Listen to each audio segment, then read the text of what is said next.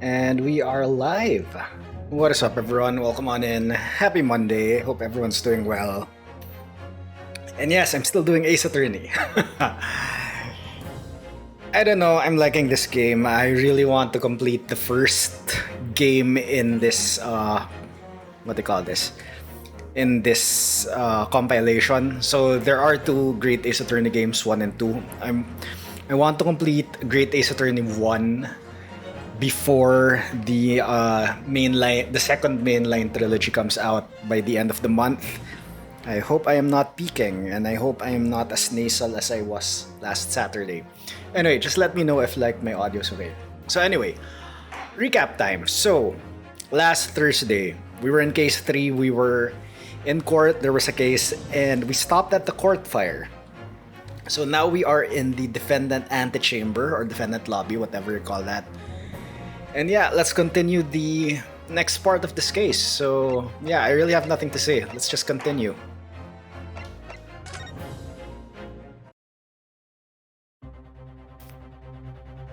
Am I recording everything? Yep, I am recording. So yep. All right. We just sip some water before we start, because this will probably entail a lot of reading. Anyway, 18th Feb, 12:52 p.m. Old Bailey Defendant's Antechamber. What on earth just happened in there? Mr. Naruhodo, I've managed to find out what happened. Miss Susato, I was told it was an advanced form of smoke grenade, a type of exploding device that releases smoke. Smoke grenade? It sounds like the sort of thing ninjas use. They're just making sure everything is safe now. I think the trial will start again before long. But who would have done something like that? The police managed to catch someone who was trying to flee the courtroom, apparently. Yo, Coburn, what's up? Thank you for being a fan, really do appreciate it. How are you doing? Hope everything's well. Gamba, gamba, gamba. Aniv, as much as I have a gambling problem in real life, I refuse to enable Twitch to do that. If they remove the restrictions from my location, then I will. It's just a big FU that nobody can earn channel points through gambling in my channel because Twitch won't allow me to gamble my channel points. I hope you understand my frustration for that. Anyway, sorry about that. Still trying to fix a lot of shit, but doing alright. Good to hear. Hope everything's doing well. Anyway, someone was trying to flee the courtroom. Flee the courtroom? Why? Well, it's a young girl of around 15, I hear. 15, my god. Why is everyone so young here? The other passenger that Mr. McGilded was just talking about. My thoughts exactly. She was in the room. She was in the courtroom. So he wasn't lying. Oh, what's become of Mr. McGilded actually? There are so many things I need to ask him about, but he's not here. I think he was summoned to the prosecutor's antechamber to answer questions, along with the young girl. Who is she, I wonder? And what was she even doing here at the trial? She was taking a huge risk and for what possible benefit to herself. There's another matter that's troubling me. The 20 pence. So if there were 5 passengers... Okay, according to the coachman, Mr. Bebo, he took 4 passengers that night at a fare of 5 pence each. So that's 5 times 4 equals 20. That comes to a total of 20 pence. If there was a 5th passenger, there should have been 25 pence. Yeah, the figures don't seem to add up again. Not unless one of them didn't pay or wasn't charged. Counsel for the defense kindly proceed into the courtroom. Trial will recommence. Alright. We'll go in straight away. Whoever she is, I imagine this young girl will be asked to take the stand and testify now. I really can't imagine what she's going to say, but it could alter the whole direction of the trial. We'll know soon enough.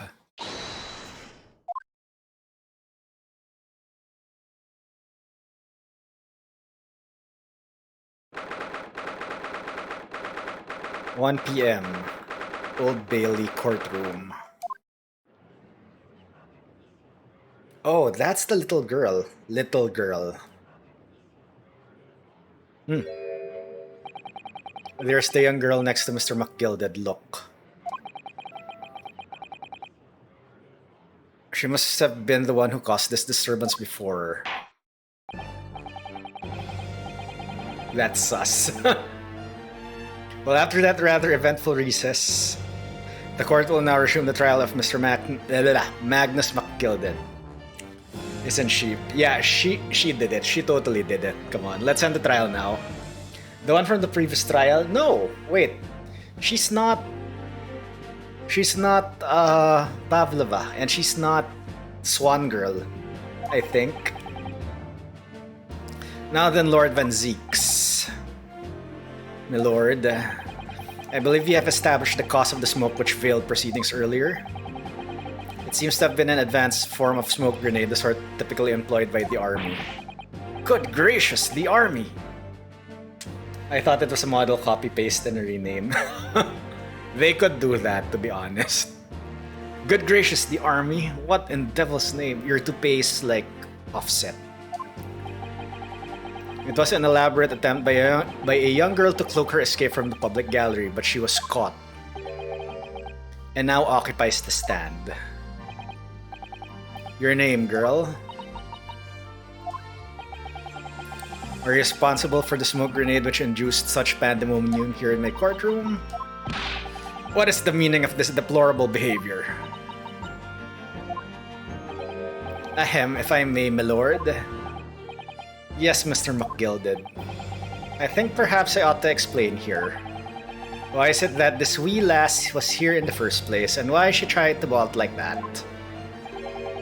It is all tied up with the events of that night, so it is. Okay, that is a horrible, I don't know, Scottish or Irish accent, I'm sorry. I assume he's Scottish or Irish because of like, yeah, the way the words are, what they call that, are laid out. Very well, Mr. McGilded, give your testimony.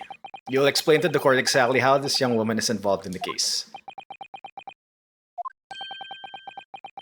Just what did happen that night. You're beady-eyed again. It's not like a defense lawyer needs that information or anything.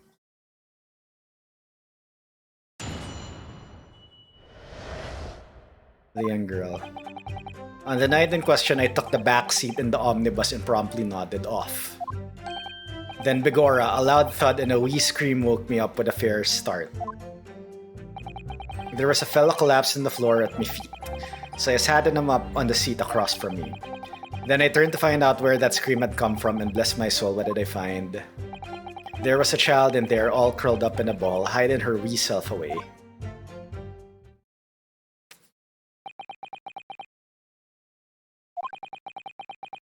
I remain somewhat baffled, I confess, but from what I gather, on the night in question, this young girl was indeed riding in the omnibus. Is that correct? Okay, is she now in the court record? She's not yet in the court record. This exactly as the defense counsel said. This last was the fifth passenger, my lord.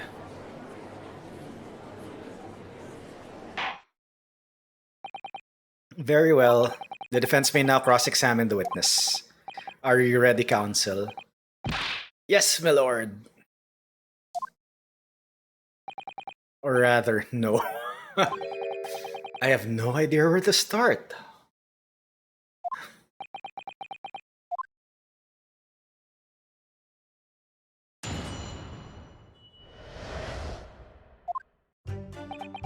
On the night in question, I took the back seat in the omnibus and promptly nodded off. Hold it! When you first got on the omnibus, were there any other passengers already on board? There were not. The cabin was empty and there was no one on the roof deck either. So he was the first passenger.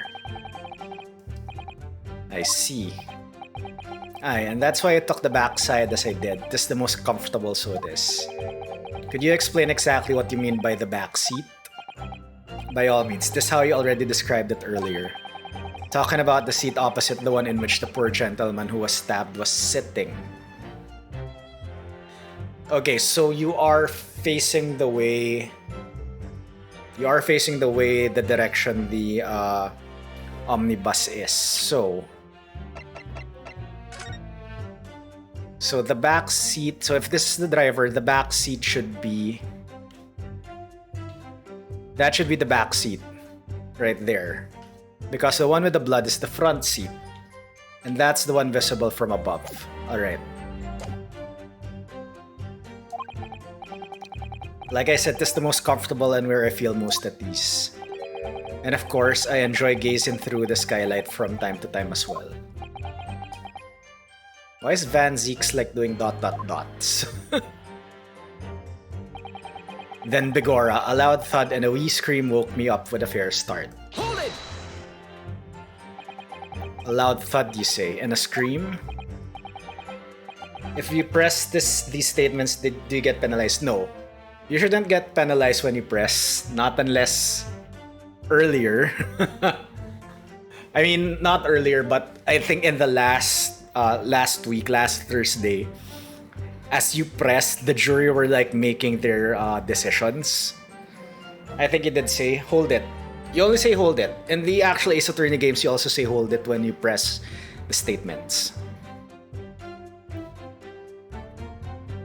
That's right. It was like the sound of someone fall into the ground. That sort of noise. So you think it was the sound of Mr. Mason falling to the floor having been stabbed. Okay, why is there no blood mark on the floor? Well, now you'll remember I was asleep at the time, so I wouldn't like to say. And when the sound woke me and I opened my eyes, there wasn't a soul to be seen in the carriage but the fella on the floor. So little girl wasn't there. You didn't see anyone, but at the same moment you did hear a scream. From the seats above you on the roof deck, I presume. Not above me, no, my lord. It was from inside the cabin. But I wasn't altogether thinking about the scream. Alright, so he didn't see the girl, there was a scream. I was too stunned by the desperate sight before my eyes. There was a fellow collapsed on the floor at my feet, so I sat him up on the seat from across from me. You sat him up, the victim, you mean? That I did, on the seat across from me, as I said. I could plainly see the poor devil was already gone. And you wouldn't leave a dead man just laying on the floor now, would you? It is common courtesy, so it is. I find that a little hard to believe. Lord Van Zeeks, now why would that be? You wake to find a man lying dead at your feet in a carriage. Any normal person will hail the cabman. Any upstanding member of London society, that is. Well now, as you know, I'm in something of a special line of business. The business of lending money at exorbitant rates of interest. Fortunately, my lord, not everyone is thankful for the help I offer them, and some would even see me dead. So I do try where at all possible to avoid getting myself in a tangle with trouble. Are you suggesting you were just going to leave the man up there? Heavens, no. I was always intending to report it, so I was. Only I had the mind to find out the whys and wherefores first. Whys and wherefores? Right you are. There were some details I wanted to understand before anyone else got to meddling. I think I'm peaking. Is my audio okay? Or is it too loud? Alright, that wee scream I heard, for example. Wouldn't your good self do just the same? Screamy says, audio's good, alright, thanks. Screamy says he heard at the same time as the thud of the victim collapsing. Then I turned to find out where that scream had come from, and bless my soul, what did I find? I'm afraid I don't understand. I'm sure you told the court that there was no one else in the carriage except yourself and the victim. So I did, as far as I could see, that is. Well now, it is a queer thing. The wee scream I heard as I woke up. It came from, if you'll excuse the vulgar expression, under me backside. Okay, it's the compartment. Under your under your backside. Did you check your butthole? And when I lifted the seat on which I'd been sitting, I found there was a wee cubbyhole there for storage. Okay, so he does know about the storage compartment.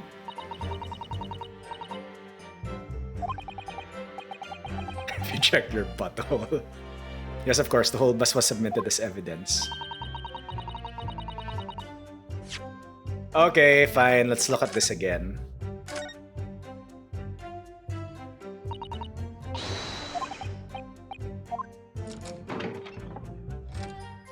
Oh, there is blood on the floor. Holy crap, why didn't I see this?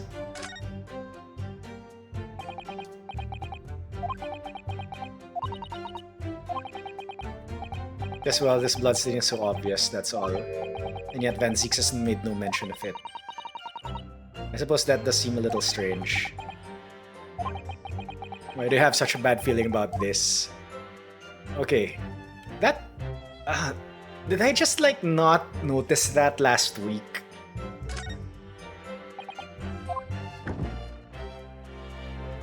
Oh, okay, wait. Now the storage stuff is missing. Did they change this? Wait, was there a rug here last week? I can't remember. I remember there were stuff inside here last time. But there's nothing in here, it's totally empty. Something doesn't seem right here, but I can't put my finger on what it is. Yes, we investigated that last week and there was stuff inside here. Okay, you still say Phoenix, right? Are you sure you're 4-1 in? Weren't you 4-2-2 the other time?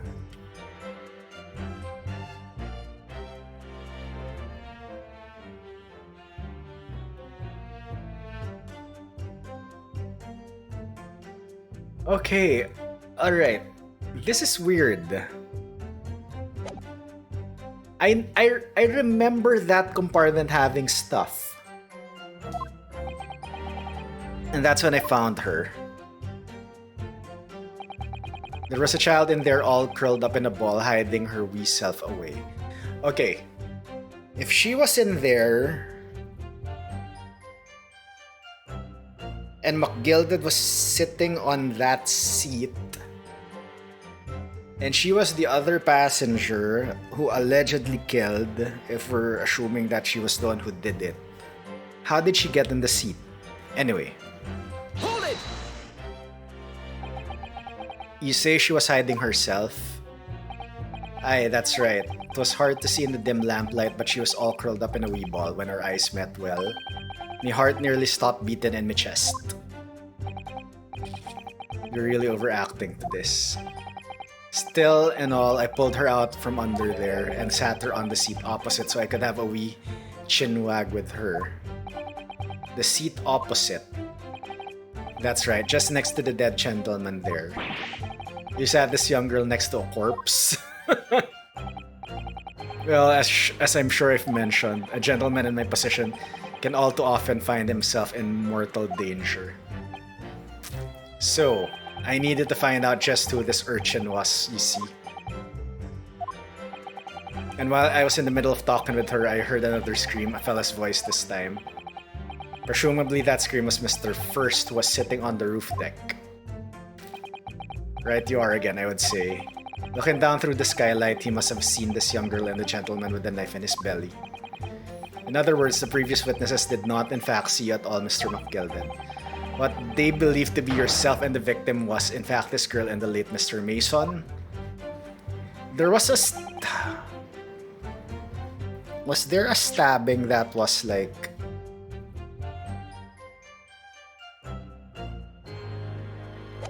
Okay, I can't see the history up to that point, but I can't remember if there was a mention of the stabbing in the previous testimonies. I was, as I think everyone understands now, sat at the back of the carriage out of sight.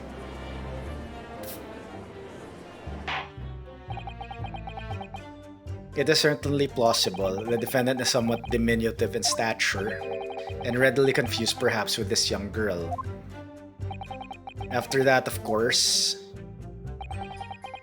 with a scream from the gentleman over us, the driver realized something was wrong and pulled up the horses. Thank you, I've heard enough. The events as explained are clearly in my mind. Okay, there was nothing worth contradicting in that testimony. However, at least one conundrum remains. Who is the girl? Her name is Gina Lestrade, milord. Lestrade? Gina Lestrade. I don't see a pun there, not unless I'm very oblivious to it.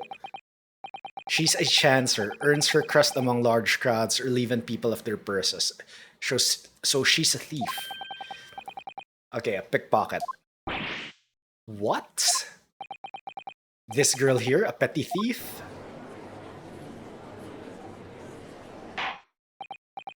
Ordar. Is this true, Miss Lestrade? Miss Lestrade, you'll answer the question. Arr! How dare you? What is the meaning of this? Ah! The girl, she's gone! Open your eyes! I'm over here. Good gracious, how? What was the point in that little sidestep? I know the point. That was to set up the view in a way that when she does testify, you can like observe the reaction of the other guy and vice versa. Yeah.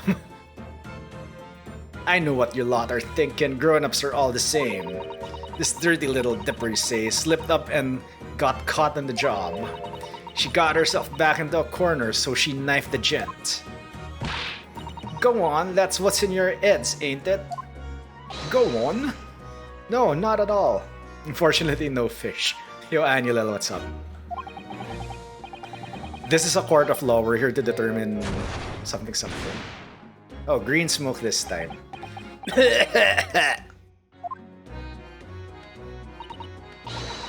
Look, knives are for cowards. Only thugs use weapons like that. All I need for what I do is these fingers.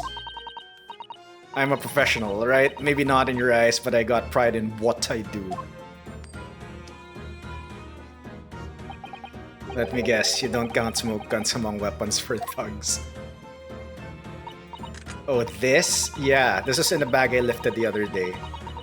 Down where they keep the four-wheel drags. It's nice in it. I like the pink best. Ah, do not wave that thing in my direction again. So, you admit that you were riding the omnibus on the night in question?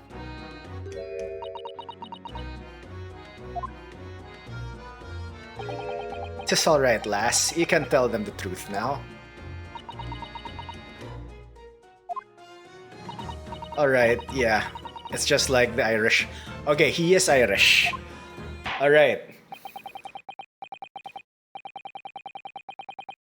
The court accepts this girl, Miss Gina Lestrade, as a valid and significant witness in this case.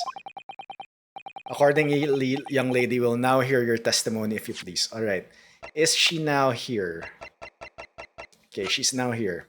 17. I thought she was 15. A young woman who witnessed the incident from her hiding place aboard the omnibus on the night of the murder. She was discovered by the defendant.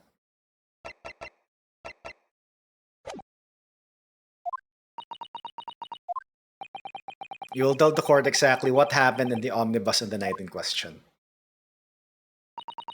Alright, if I have to.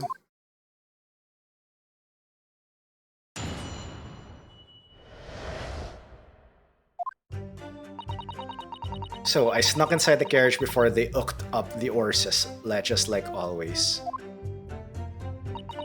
But it was a right old waste of time. I got nothing to show for me troubles that night. I tell ya, you can't see a blind thing in that hiding place. It's pitch in there. Then after a while, I hear this loud bang, nearly jumped out my skin I did. And the scream just came out. It's because of that, this swell found me. It did help me get away, man. God, that English slang or something. Yes, he let you go. I fail to understand why you would let this street urchin go, Mr. McGilded. Oh, it's his simplicity itself, my lord. You see, she couldn't possibly have killed the other passenger. I knew that for a fact. How? As I'm sure I said before, sir.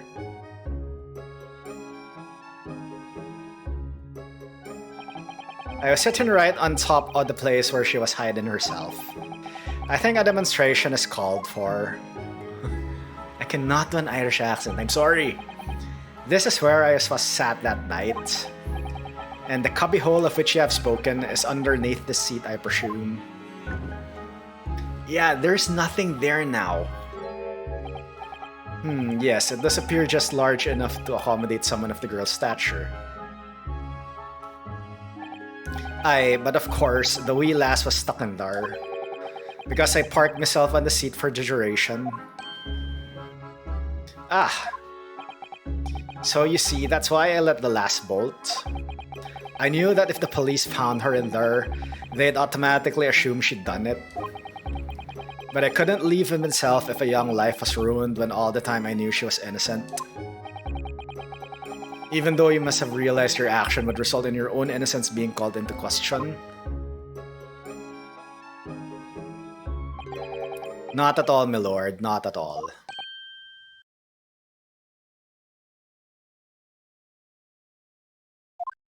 Question mark? I knew in my own heart that I was innocent. So I thought it was worth taking a punt on my own good name for the sake of this less fortunate lass. My goodness! What a perfect gentleman. My lord, this fine example of a man cannot possibly be guilty of a heinous crime like this. I'm ashamed of myself for ever doubting you, sir. Did I really want this to be? With calm, calculated reasoning, one arrives clearly at the truth every time. Okay, she's now voting not guilty, really.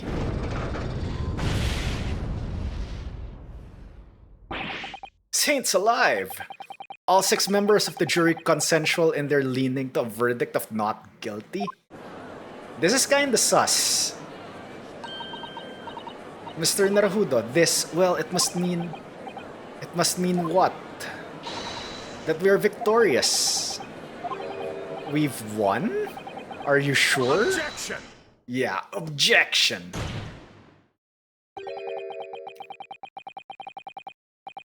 What's with the leg? What is with the leg? If the sight of my ironed heel Wellington offends, pray do forgive the discourtesy.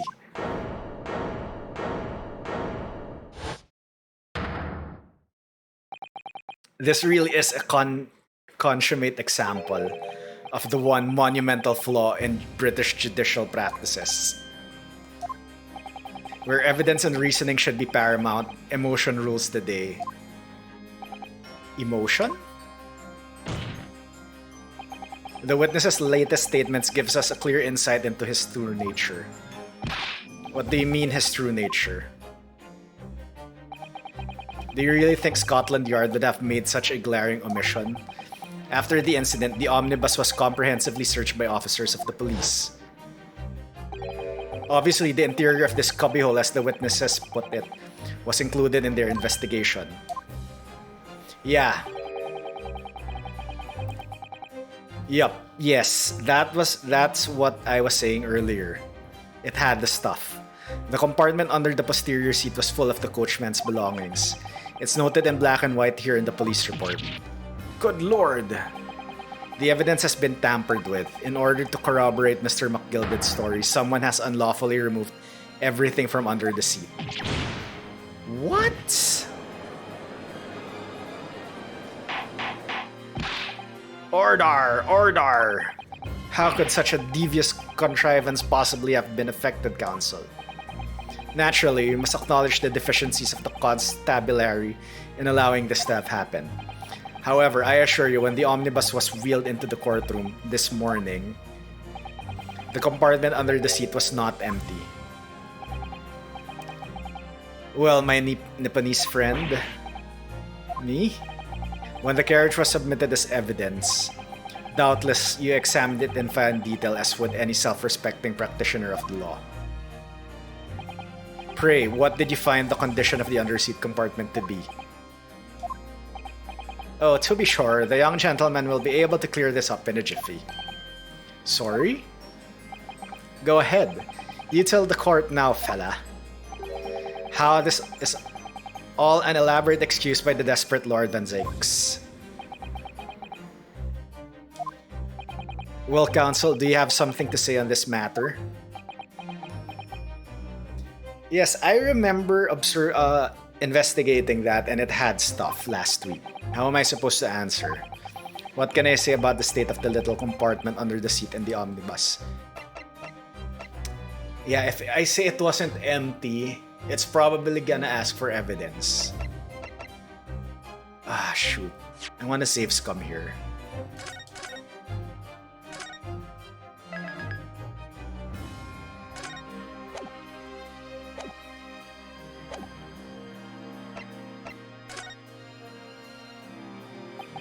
I really don't know if giving this answer is helping my cause as counsel for the defense.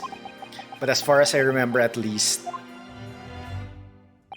when I first examined the compartment, I'm fairly certain there were a number of articles inside it, yes. Are you sure, counsel? Arabiwist. What are you saying now, you daft dog? I thought you were on my side here.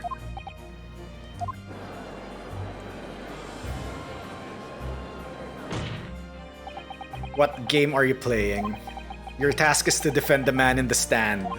Why would you say something to compromise his position? For the truth!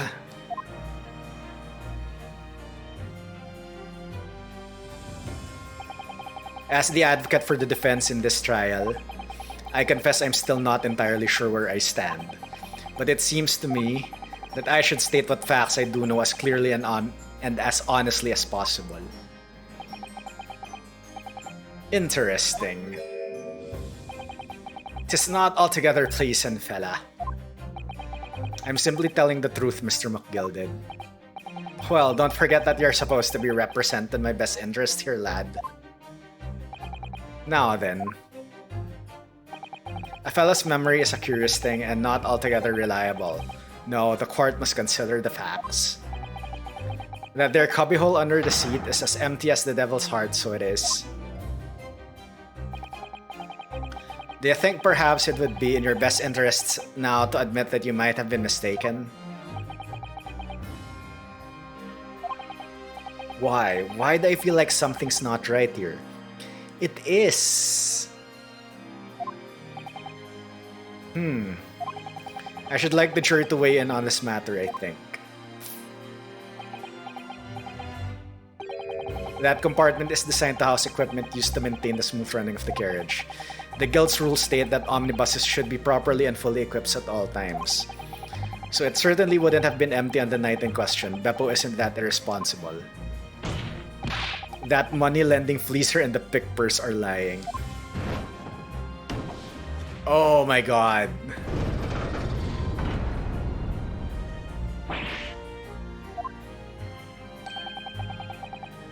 I can't believe I was nearly taken in.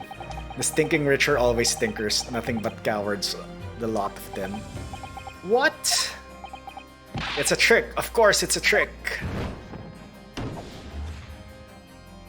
Oh my god, they're switching their votes. Quite so, I must concur here.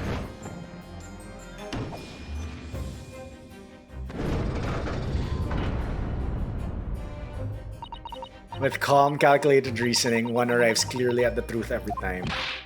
Yes, but every time a different truth, it seems.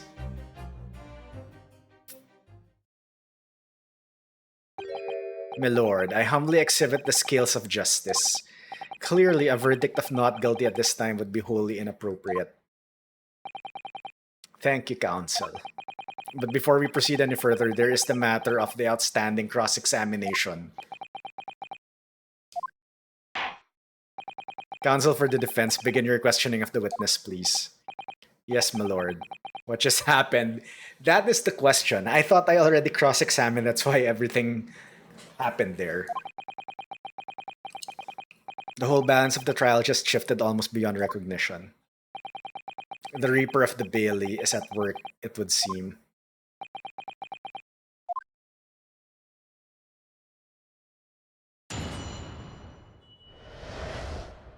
What the girl saw. So I snuck inside the carriage before they hooked up the horses, just like always. Hold it! So, you were already in the omnibus before it even set off on its run? Well, yeah, I mean, what's the point of spending a Joey to make a few bob, eh? That's a rum idea, innit? I suppose she means there's no point in spending money to make money. It actually makes sense. Counsel, may I remind you that this girl's a petty thief. Kindly refrain from entertaining her tenants. Well, that does clear up the little mystery of the fares and all. 4 paying passengers at 5 pence apiece, making the 20, to which the cabman testified. And one little scapegrace riding for free. The red conch of a driver always goes for some crub before its last run, see? Oh my god, I cannot do accents, I'm sorry. So that's when I slip into the carriage and get myself hidden under the seat. Nice and easy, right? But your hiding place is a storage compartment, full of equipment for the coach, no?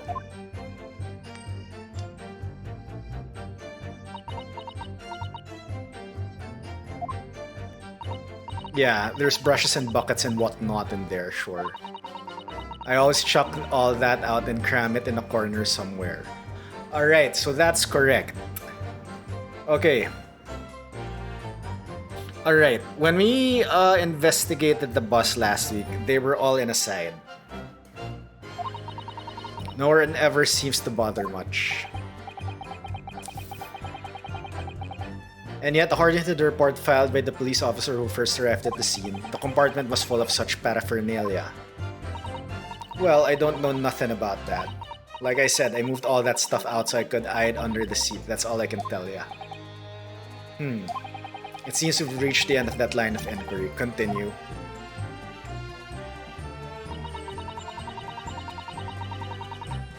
But it was a right old waste of time. I got nothing to show for me troubles that night. Hold it! Waste of time? Why is that? Well, most nights I'm on my own in the God permit at least some of the time. I beg your pardon? Did you say God permit? Oh yeah, well that's what my kind call it. You'd say the omnibus, I suppose. The point is, any normal run, the carriage ain't got no one in it for a while.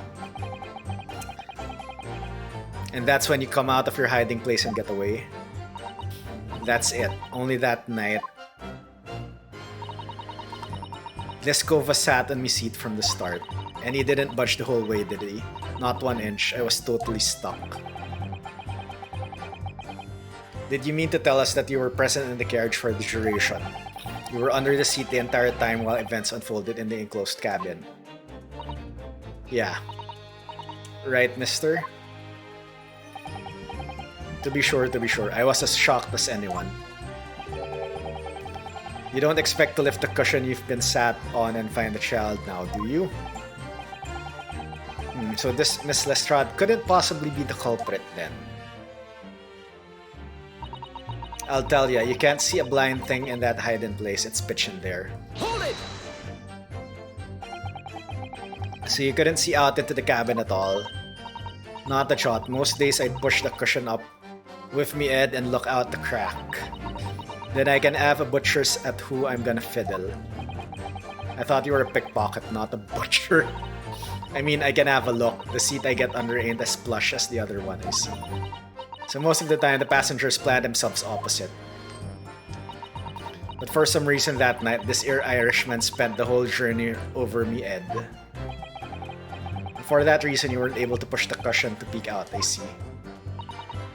Truth is, I ain't too happy in small dark places. Feels too much like being thrown in the clink. But it's the only place to hide in them carriages, so it's Hobson's choice. Why doesn't she just stick to picking Pickle's pockets out in the open? I'd say there's some reason to say that she's not letting on, judging from her demeanor. So anyways, I was a bit scared, but I had to just stick it out under there, nothing else for it. Then after a while, I heard this loud bang, nearly jumped out my skin, I did, and the scream just came out. Hold it! When you say a loud bang, do you mean the noise of someone falling to the floor? Could have been, I suppose. I don't remember so well. Point is, it made me jump, and you let out a scream involuntarily. That's right, and then I felt the cushion over my head get lighter all of a sudden. Presumably when the defendant got up in order to help the victim. Or not. It could equally have been the moment the accused stood in order to stab his victim, could it not? Well, girl, did you see what happened at that crucial moment? Yeah, I saw it. What? I pushed up the cushion and had a quick butcher's. Well, I had the chance, didn't I? The Irishman was sitting up the bloke what had fallen on the floor on the seat opposite. That matches Mr. McGilded's account, of course. But then the fellow suddenly turns around and looks right at me. I sucked back down again, but it was too late by then. I should have never risked looking. It's because of that the swell found me. It did help me get away mine. Hold it! And when Mr. McGilded discovered you, he pulled you out from your hiding place? I was scared stiff I was. He dragged me out and sat me down in the seat and all. Next to the victim? Yeah, the bloke had a knife in its gut. He was still bleeding. Then the carriage lurched a bit and I ended up falling onto me. And he ended up falling into me.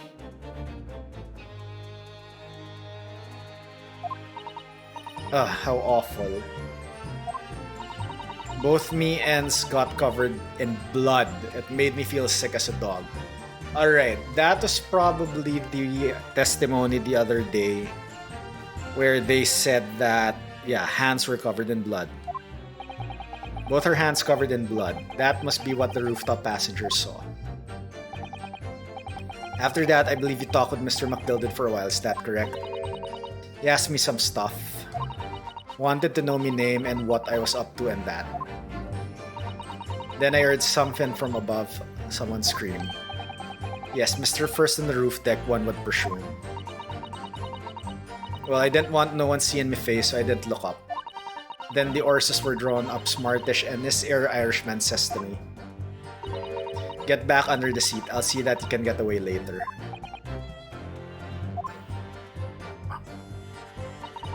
All 6 members of the jury had decided the defendant was innocent. For one brief shining moment, yes.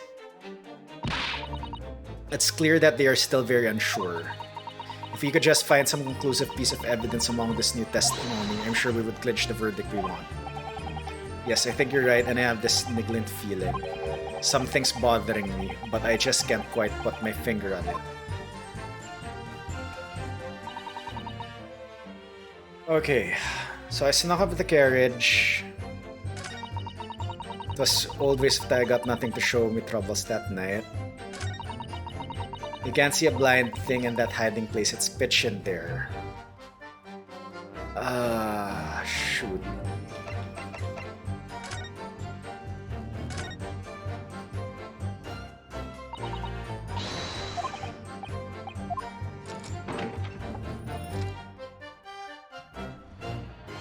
Okay, yeah, definitely can't see anything if you like.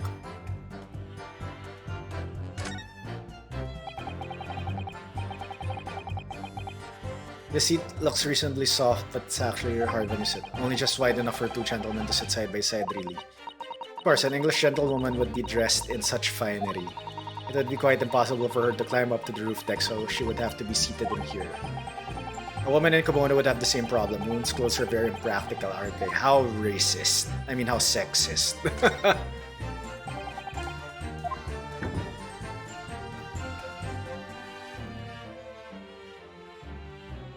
Okay, you really can't see anything there. Alright. Then after a while, I heard this loud bang, nearly jumped out my skin, and the scream just came out. It's because of that, this well found me. It did help me get away, mind. How did you get away then?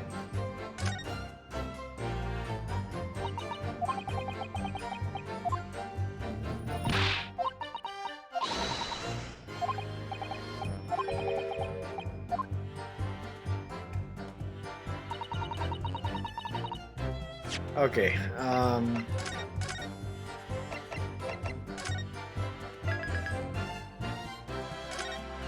time to save scum.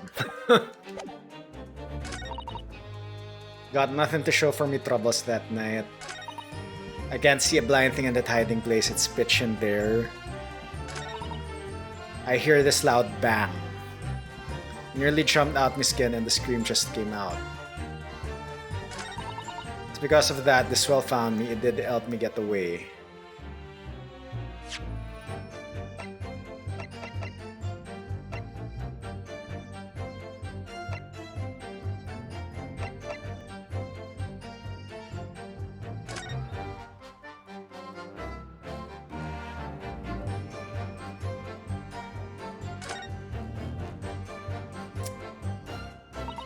Okay, there's something definitely in this carriage that...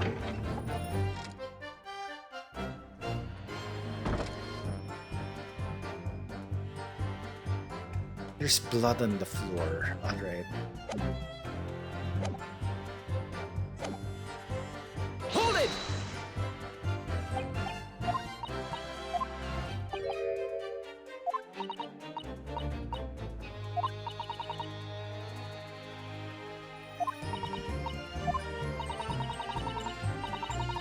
You feel sick.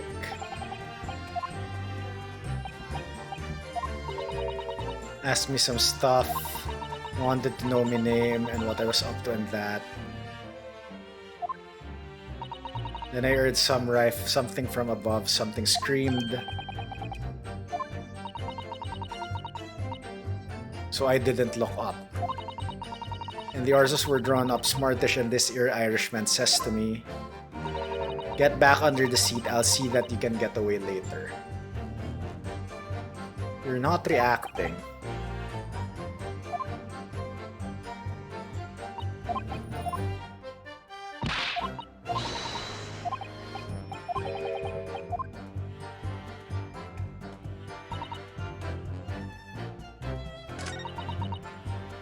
I got nothing to show for me troubles that night.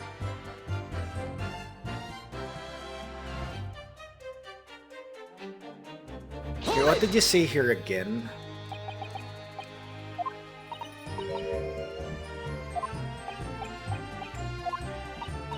That's what my kind call it. You say the omnibus. The point is, in a normal run, the carriage ain't got no one in it for a while. That's when you came out of your hiding place and got away. Only that night, he was sitting on the top of that compartment. Didn't budge the whole way. You were under the seat the entire time while events unfolded. Yes. Okay, you're still not reacting. To be sure, I was shocked as anyone. You don't expect to lift the cushion you've been sat on and find the child now, do you? Could it possibly be the culprit then?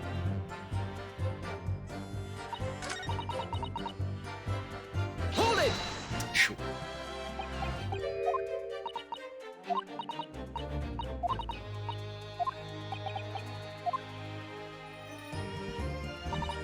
That's right, and I felt the cushion over me. I'd get lighter all of a sudden.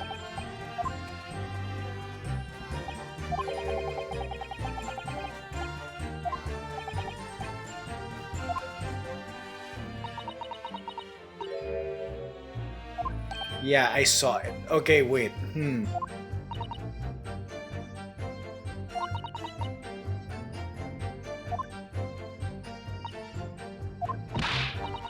But Then the fella suddenly turns around and looks at me. I sunk back down again, but it was too late. I should have never risked looking. Hold it! I meant to go left. Damn it. Alright.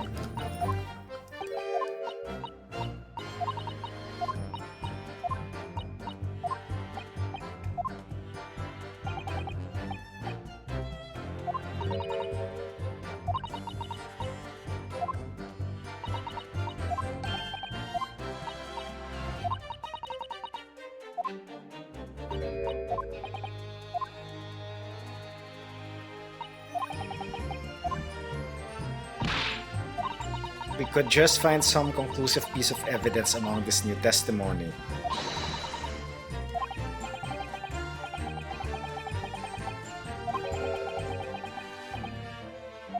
Okay, I think I need to present the carriage in one of these statements.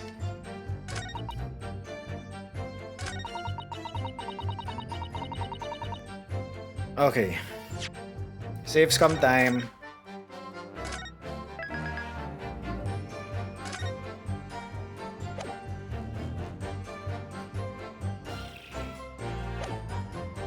Just give me a second. Okay,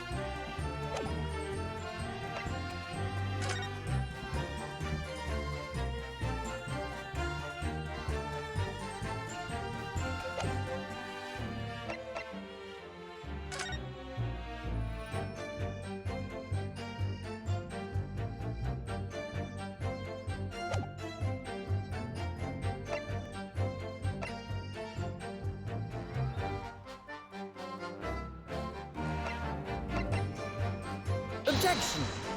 damn it, it's not this.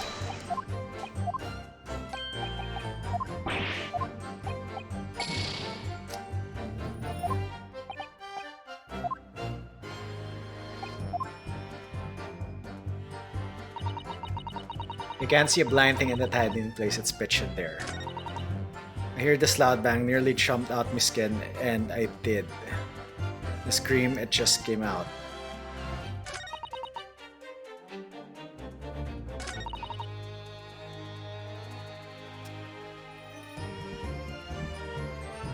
I have a feeling that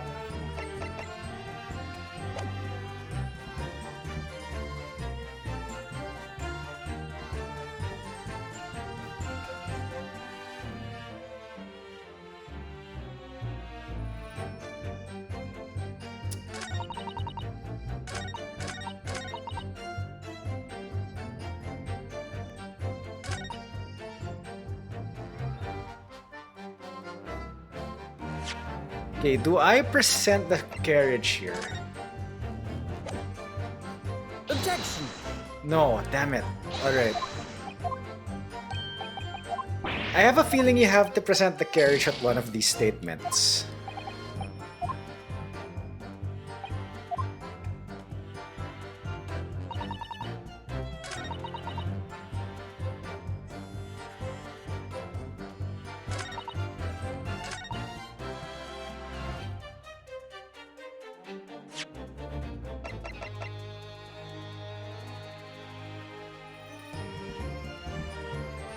Objection!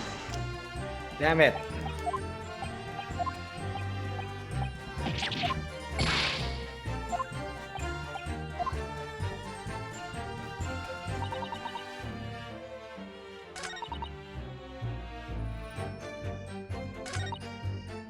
Okay, wait, you know what? What if I present the knife here?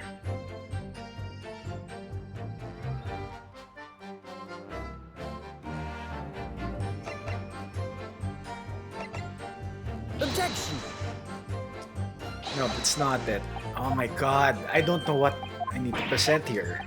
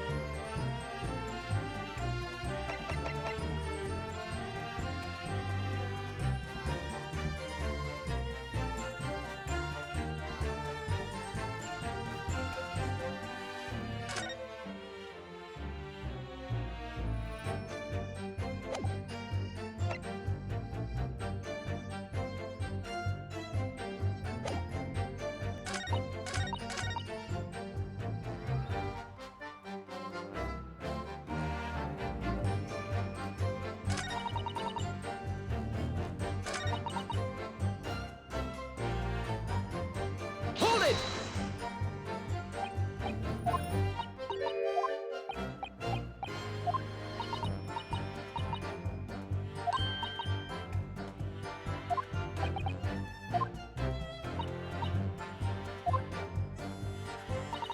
This Kovasaton meme seat from the start, and he didn't push the whole way.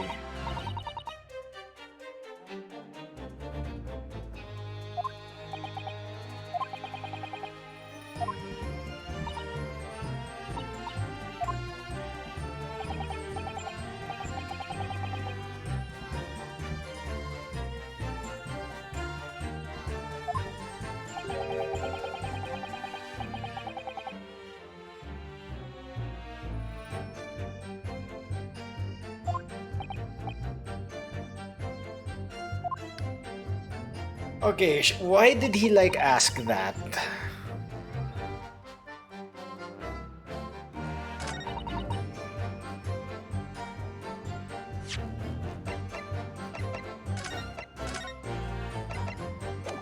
Okay, no. I'll just load when I like game over.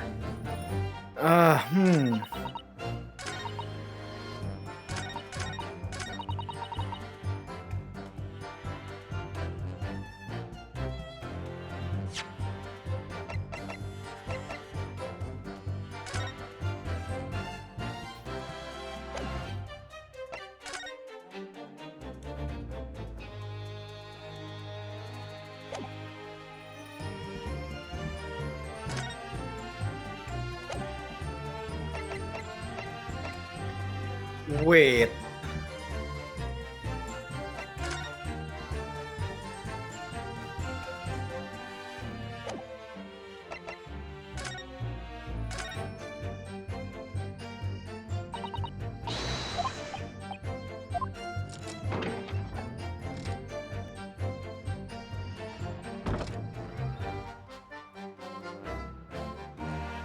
Okay, no, he should have been still seated here, if that's the case. The way the photograph was taken. Right?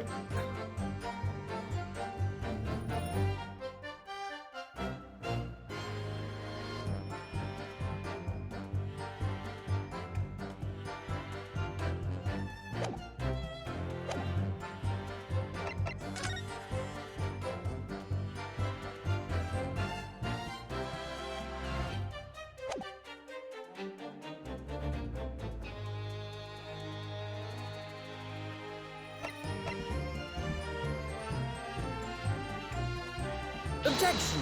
Damn it, okay.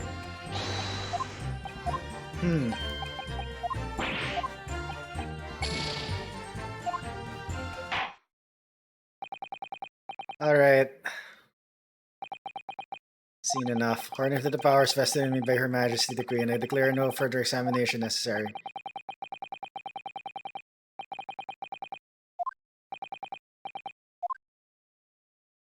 Wow, this is a long... Guilty! Guilty. Guilty! Guilty. Guilty! Guilty.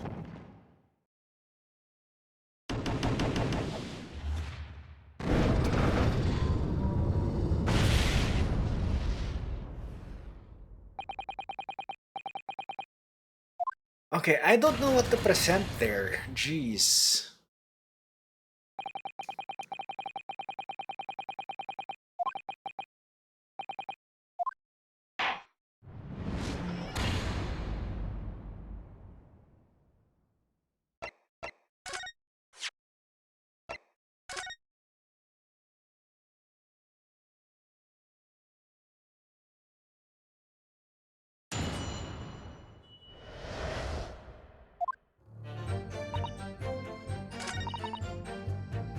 Okay, but it's alright, waste all of time, got nothing to show.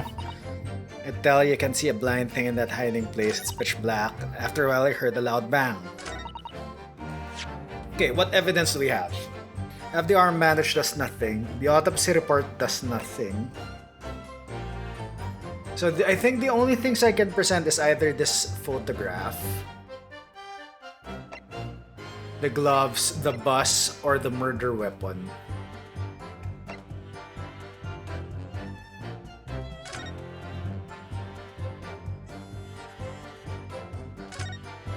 believe there's nothing else in this notebook, right?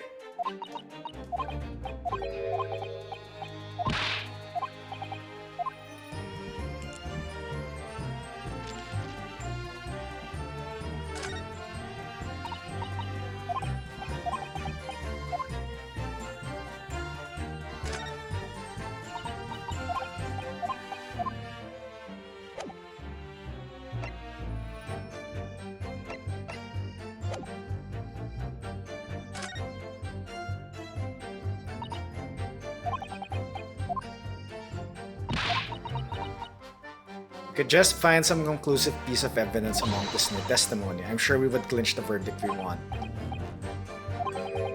Something's bothering me, but I can't quite put my finger on it.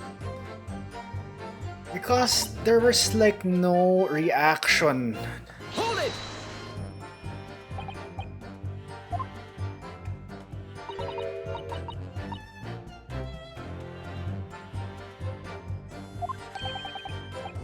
There's no point in spending money to make money.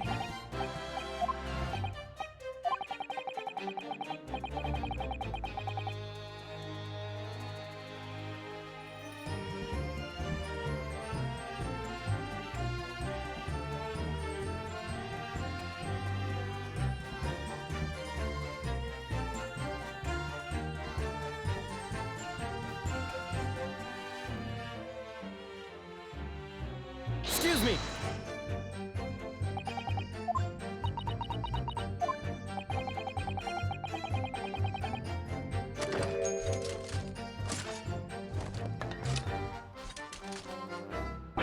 No, it seems not. Forget I asked. Alright.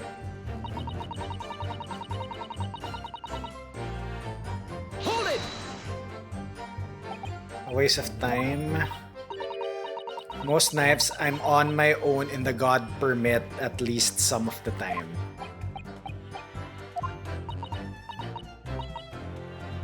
So she was on her own in the omnibus. The point is the carriage ain't got no one in it for a while.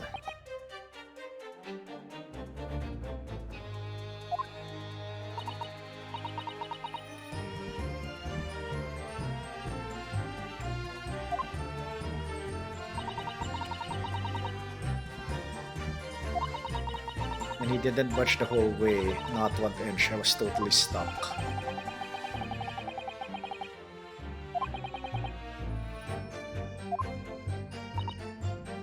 Yeah, right. Excuse me!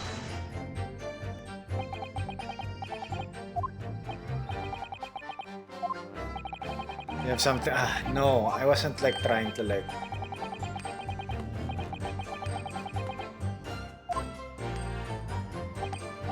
Here, have yourself a tip.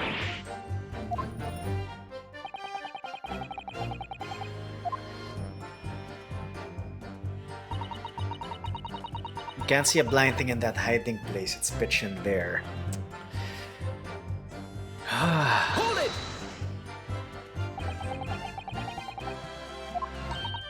Oh, the shot. Most days I push the cushion up. Look at the crap, but then I have a butcher's. I mean, I can have a look. The seat I get under ain't as plush as the other one. So most of the time, the passengers plant themselves opposite.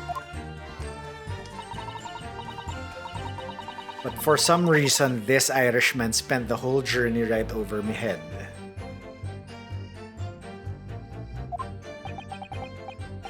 You weren't able to push the cushion up to peek out. I ain't too happy in small dark places. Feels too much like being thrown in the clink.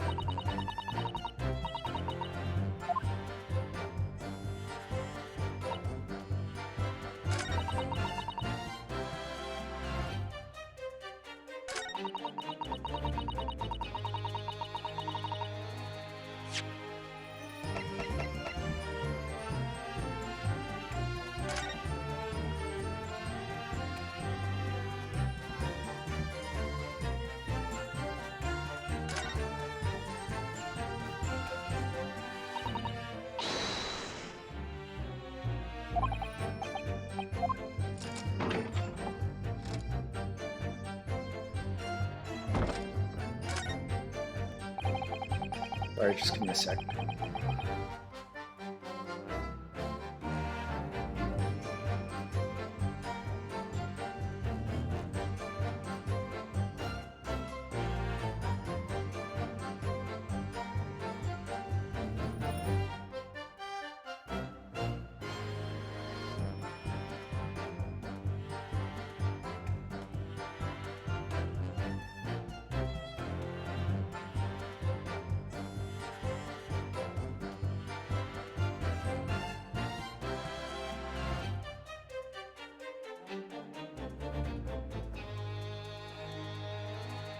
Alright.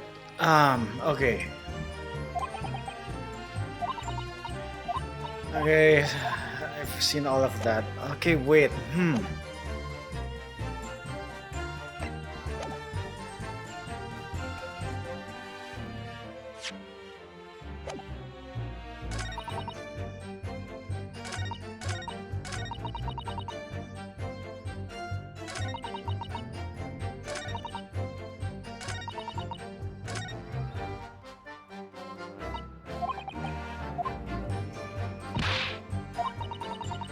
Conclusive piece of evidence among this new testimony.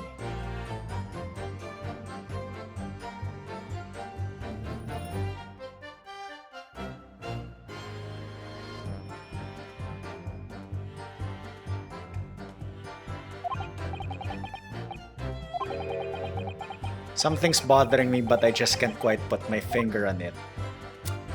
There's definitely something.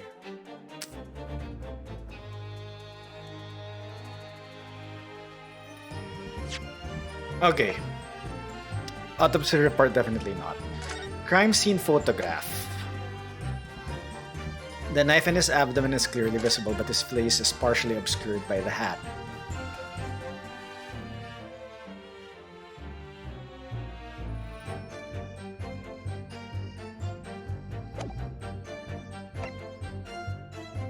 Leather gloves the defendant was wearing.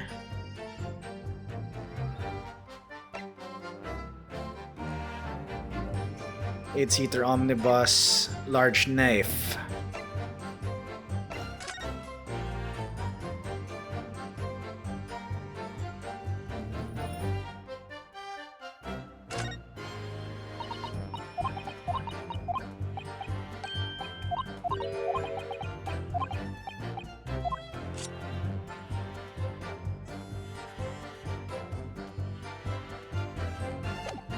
Okay, that still has the blood from it.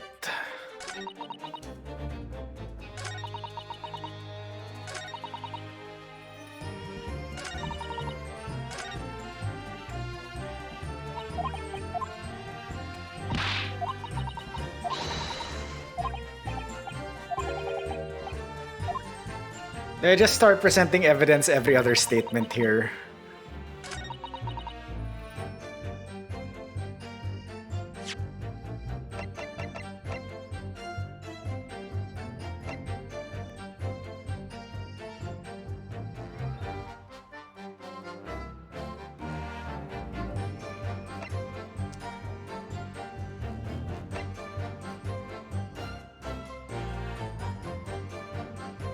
Did I present the omnibus in this statement? I don't think I did, right? Objection! No, shit.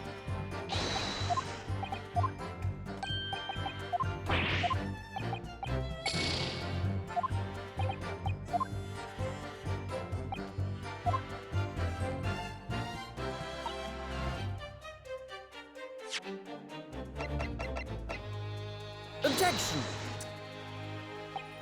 Oh my god, I don't know what to present here.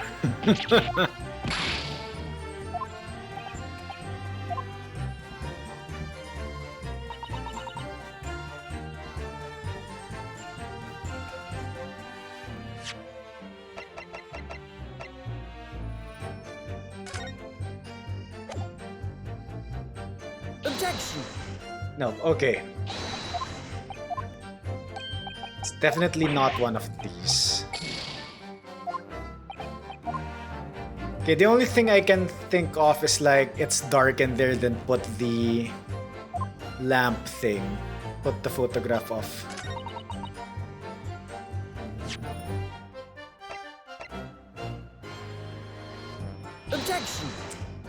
Damn it.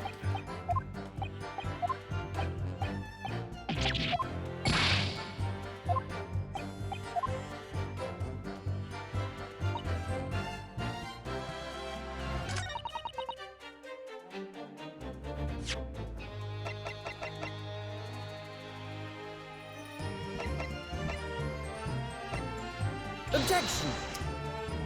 Okay. I have a feeling there's a statement that has a reaction, but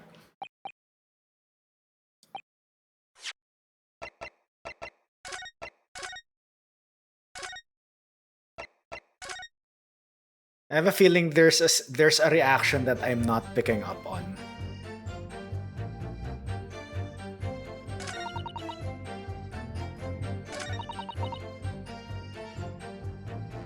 Hold it!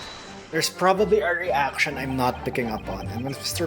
Gilda discovered you, he pulled you out of your hiding place. He dragged me out and sat me down on the seat and all.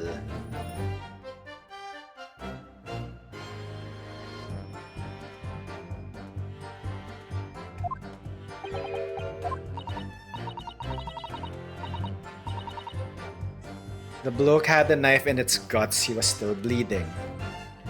He's not reacting.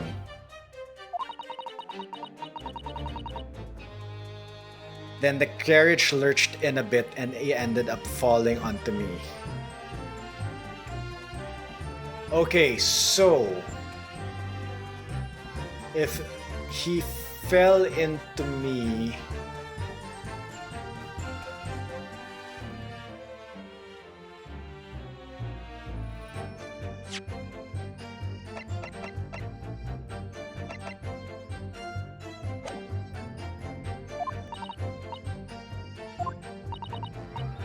both my hands got covered in blood. It made me feel sick as a dog.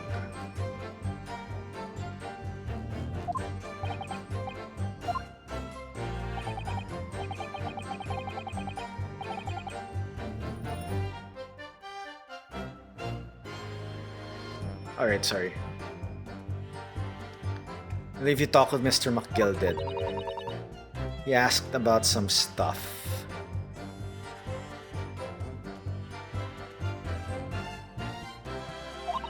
Wanted to know my name and what I was up to and that.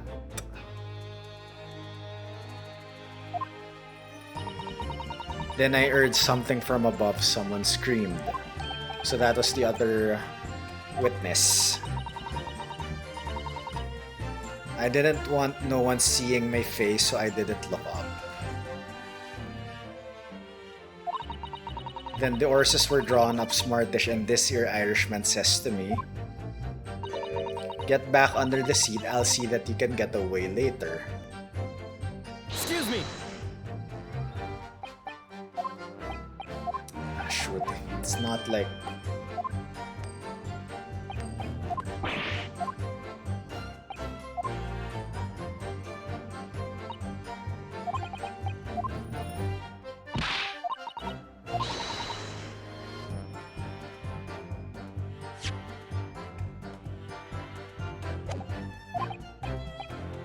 And I have this niggling feeling something's bothering me, but I just can't quite put my finger on it.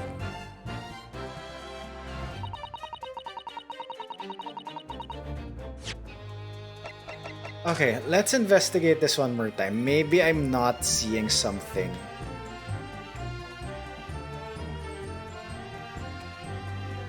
There's no escape from the bottom.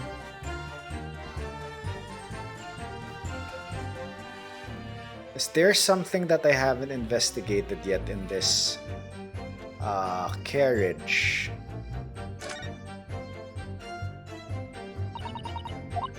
Roof deck, alright.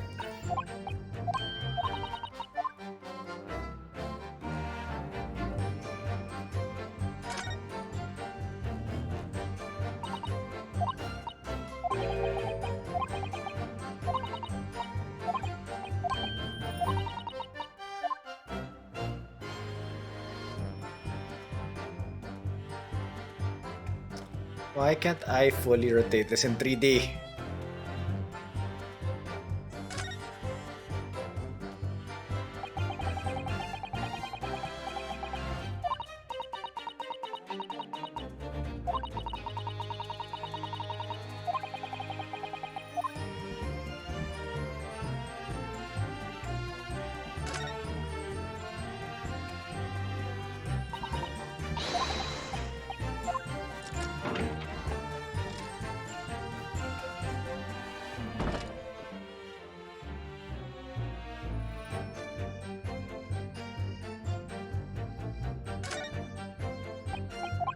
Okay, that's the exhibition poster. I think that matters.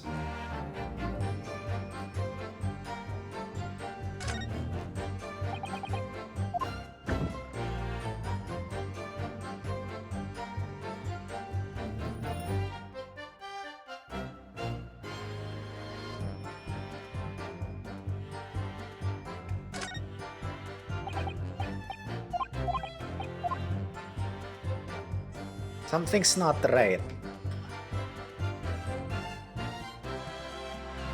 Okay, we did observe that, yeah, there were stuff there from the first investigation that was now missing.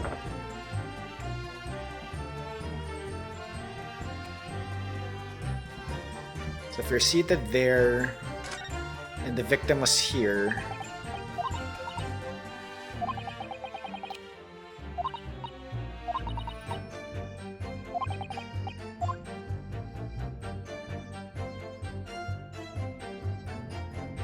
wait, the lamp was here. The skylight was here.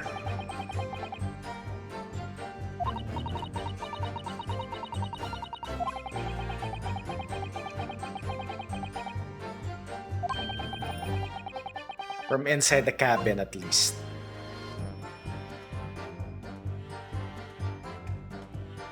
So there's no way of escaping the cabin.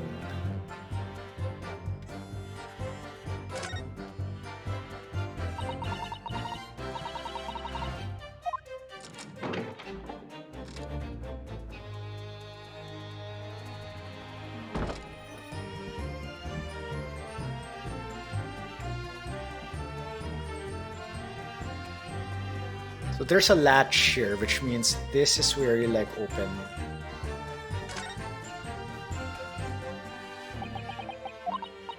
Okay. So yeah, that is the only things I can investigate from this omnibus.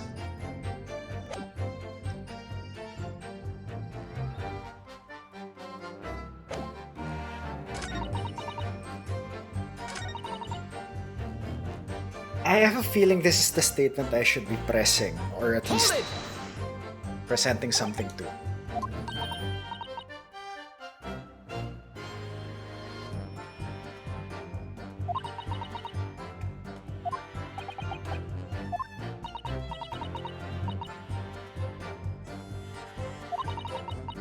Most of the time, the passengers plant themselves opposite, so that's true.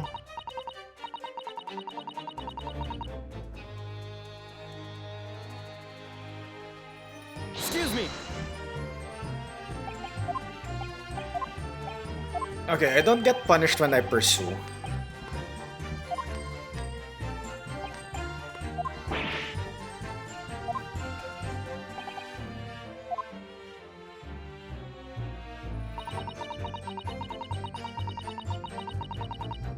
Hold it! Did you mean the noise of someone falling to the floor?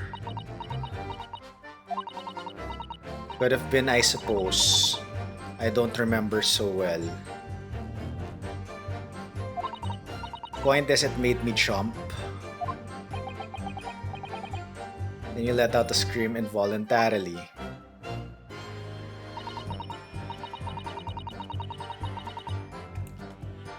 And I felt the cushion over my head get lighter all of a sudden. Or not, it could equally have been the moment the accused stood in order to stab his victim. Did you see what happened at the crucial moment? Yeah, I saw it.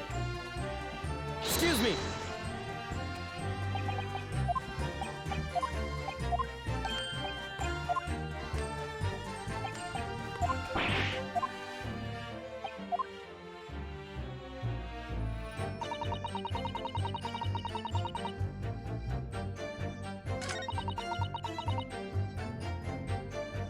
Hold it!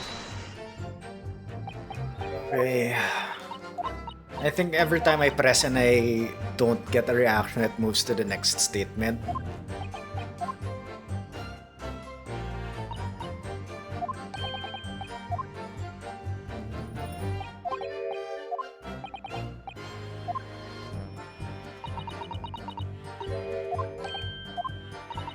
Pushed up.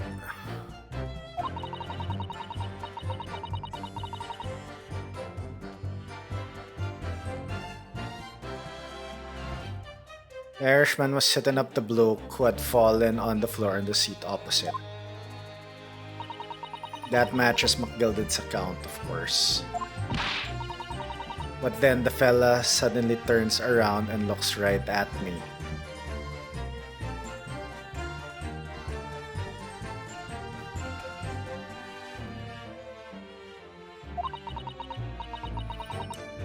I sunk back down, but it was too late by then. I should have never risked looking. Because of that, this swell found me. He did help me get away, mind. Hold it!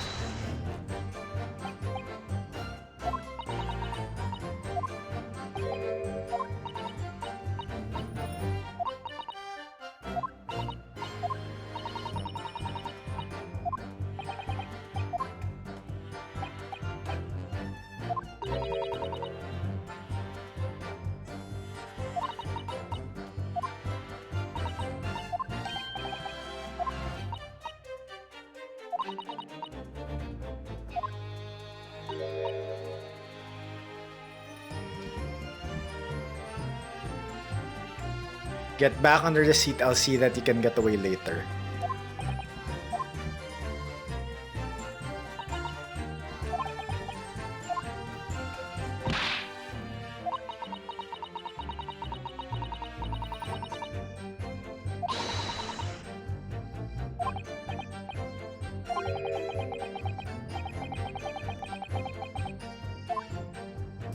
What and where do I present things?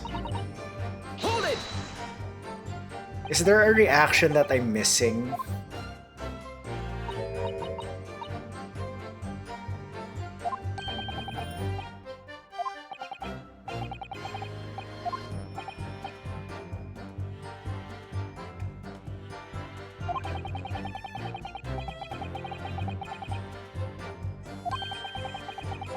One little skateboard race ride in for free. The red Kongfa driver always goes for some grub before its last run. See. So that's when I slip into the carriage and get myself under the seat. Nice and easy, right? Will I have room for the coach? No.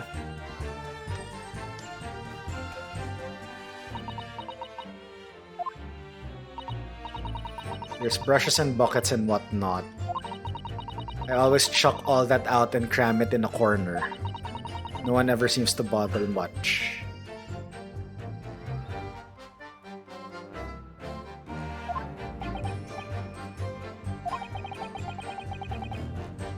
Compartment was full of such paraphernalia. Well, I don't know nothing about that.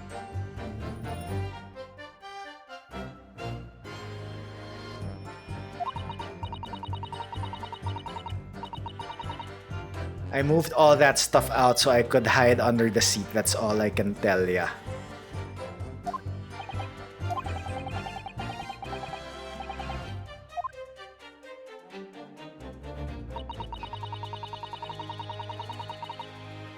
Hold it!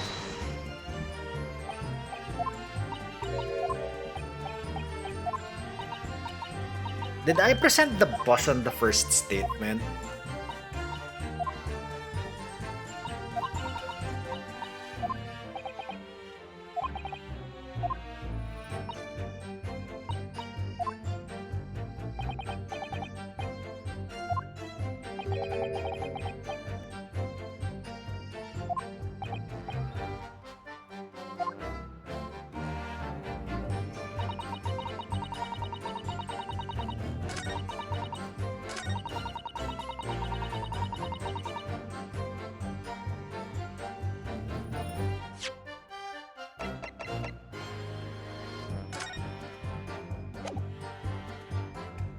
Objection! Damn it.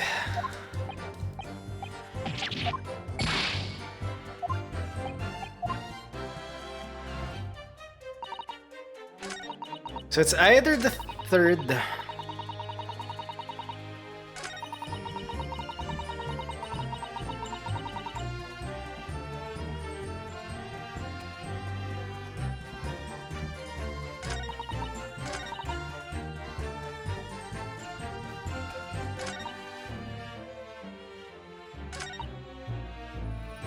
Hear this loud bang.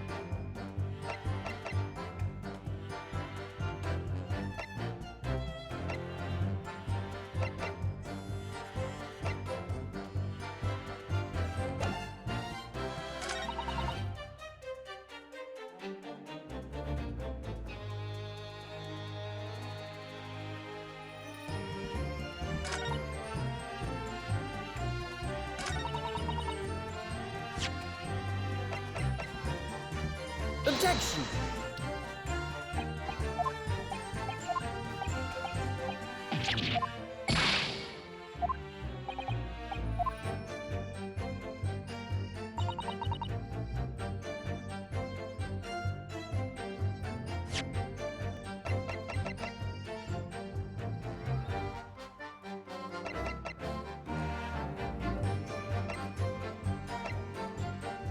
I already presented the omnibus here. Objection! Damn it.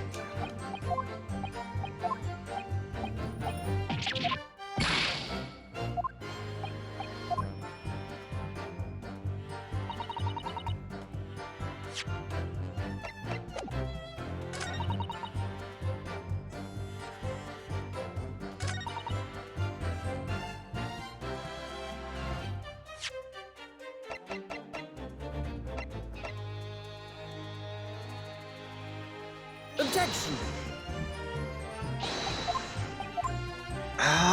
What they present here, jeez.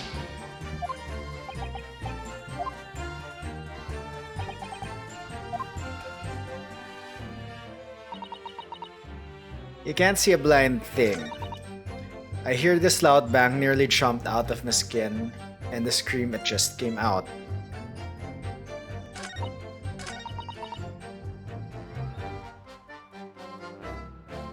Hold it! Okay, what did you say here again?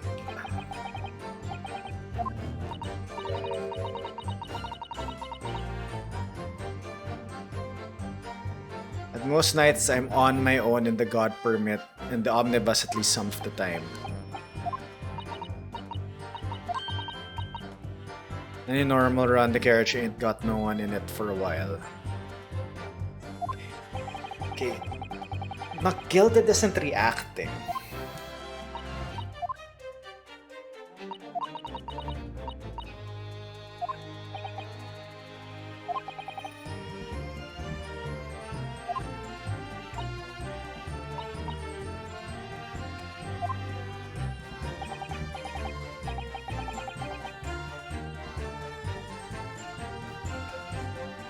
I was as shocked as anyone. You don't expect to lift the cushion you've been sat on and fed a child now.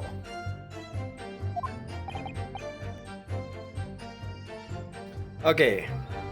It's giving a hint here, couldn't possibly. Why?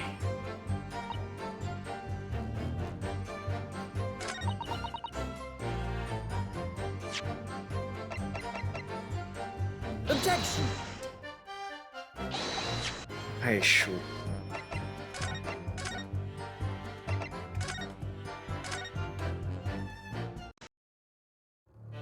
I'm missing something definitely.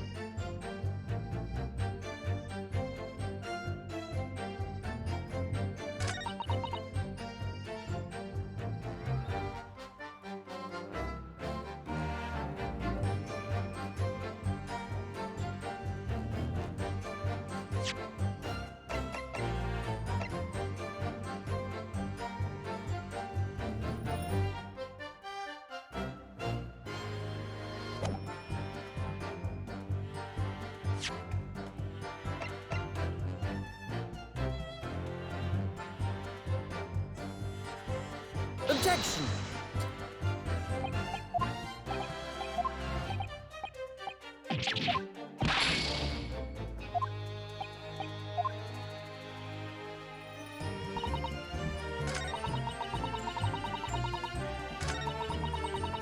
Okay, you know what? I am just gonna start presenting things here.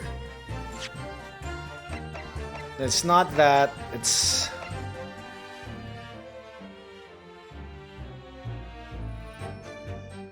Also, obviously not this. Okay, it's not this.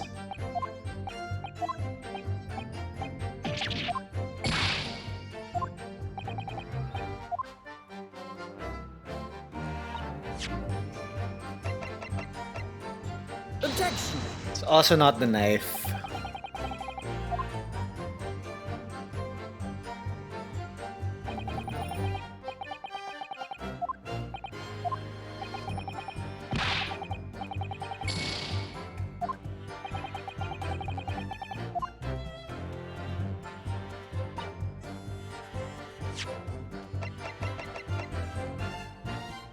Objection! It's also not this.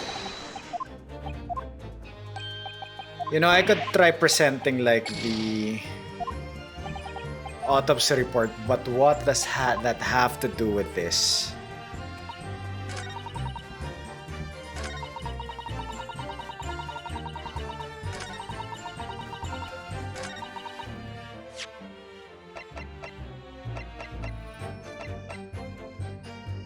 Objection! Okay, it's not that. Alright.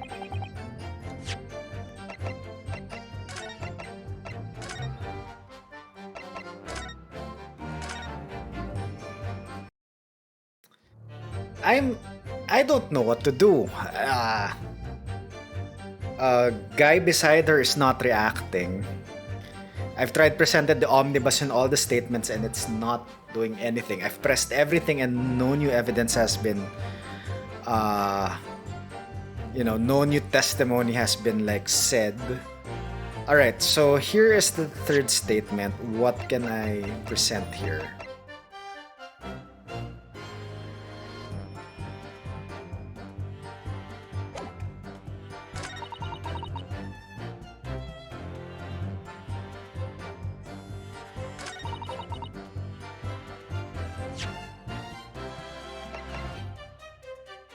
Objection! Okay.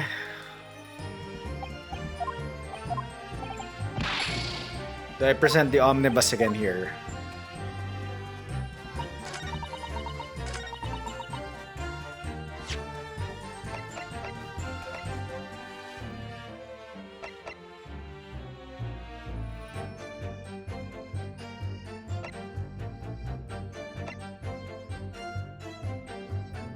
Objection!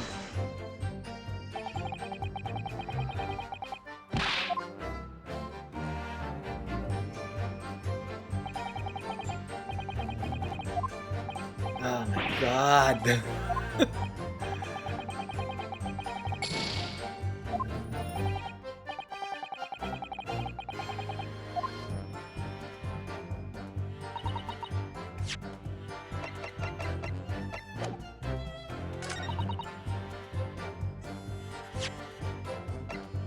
Objection!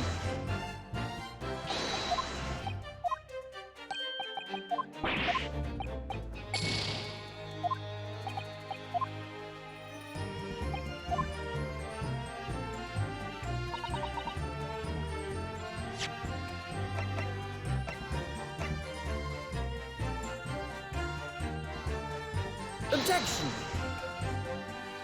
I swear I presented the omnibus here and...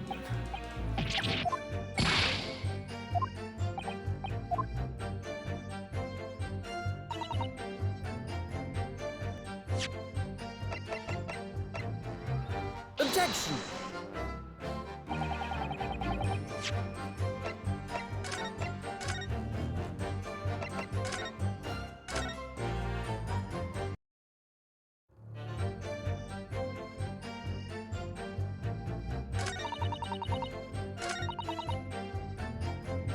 Okay, this well found me. He did help me get away. This is the last statement I can like present things to.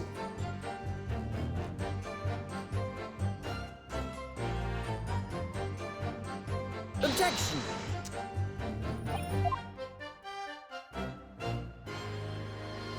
So if none of these presents are working, it must be a very minute reaction that I'm not noticing.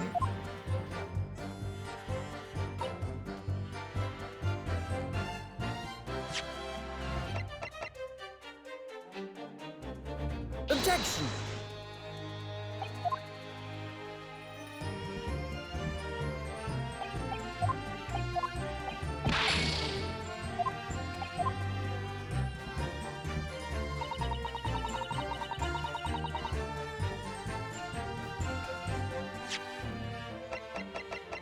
Objection.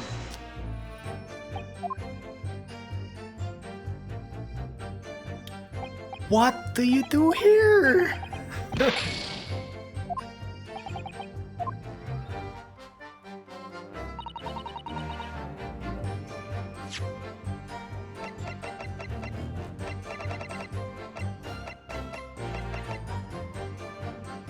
It's not the ledger, definitely. Is there something in the omnibus that I have not examined that would trigger something to change?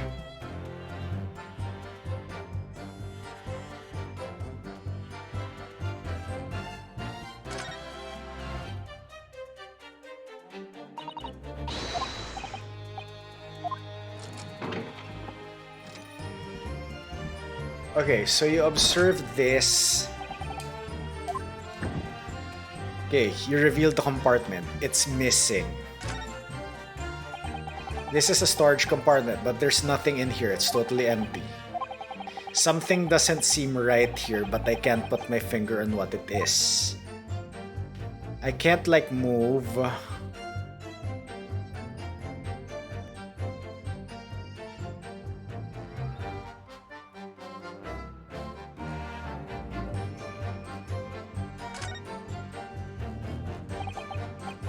This is the blood stain.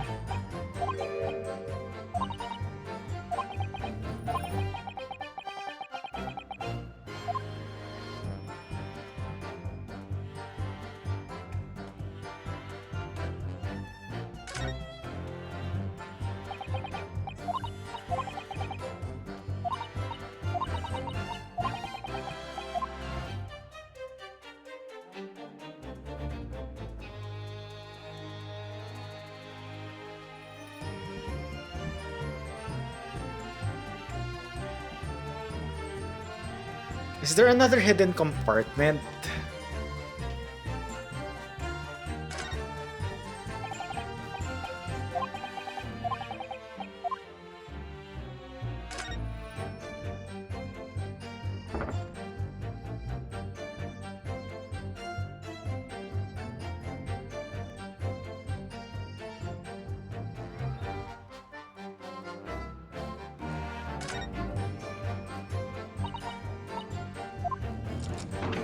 That's the door.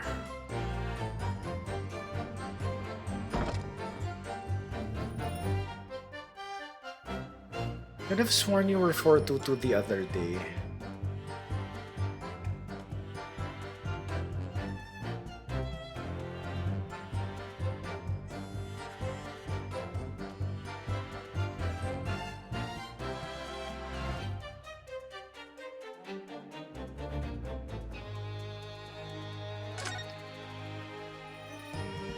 I've tried presenting everything at each statement, not unless it's the armband.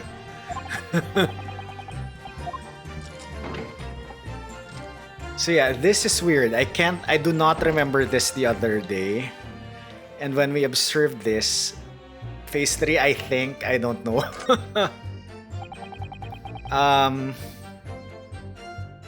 Okay, wait. Let me jump back out. It would say on what part I saved.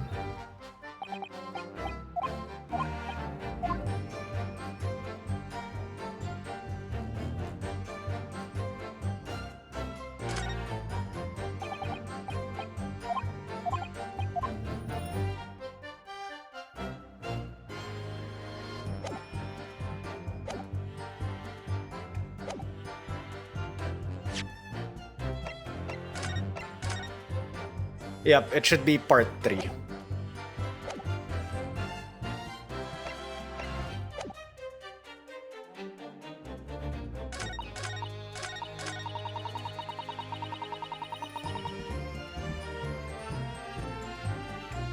They snuck in the carriage.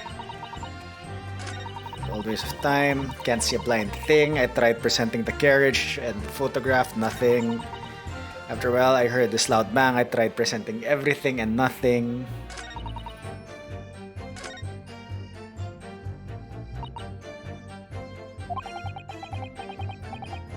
For one brief shining moment, yes. We are still very unsure if we could just find some conclusive piece of evidence among this new testimony.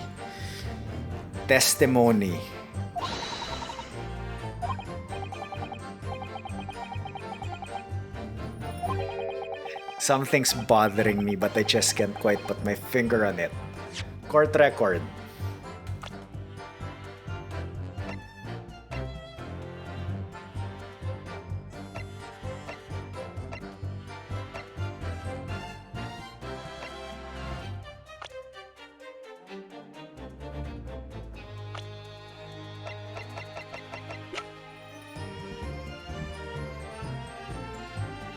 Young woman who witnessed the incident from her hiding place among the aboard the omnibus. She was discovered by the defendant.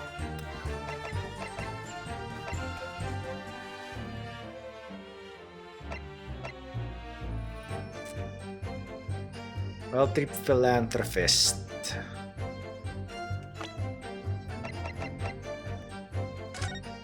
Will something change if I examine this omnibus here?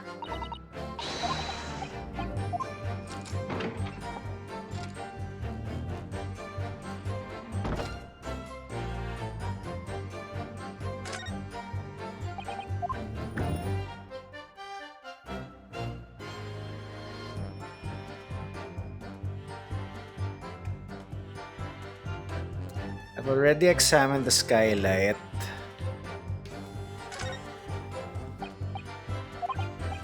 Okay, there's nothing with the posters.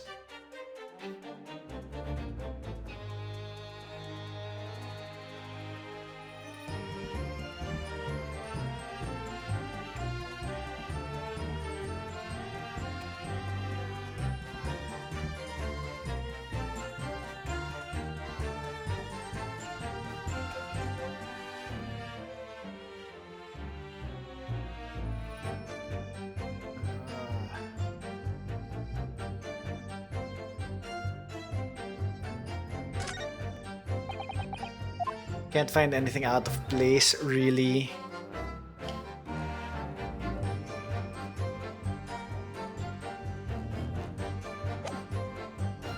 Okay, I swear this is a different omnibus. I think you were 422 the other day. Right?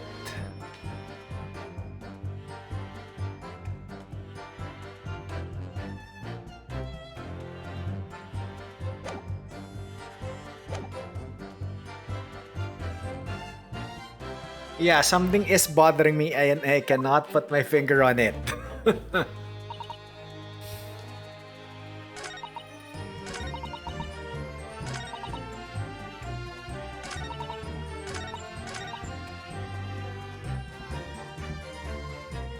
Hold it!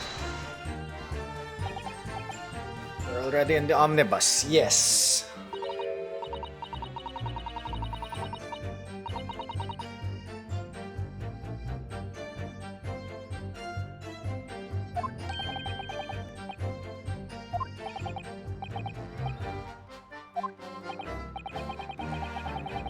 That does clear up the mystery. You're also not reacting. You're already in that post before like moving to this guy.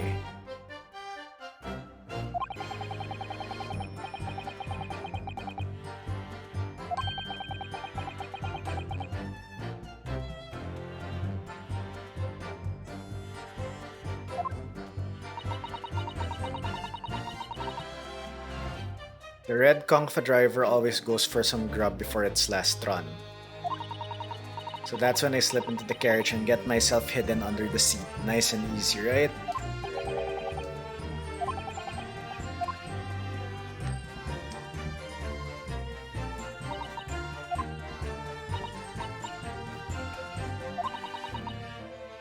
I always chuck all that out and cram it in a corner somewhere.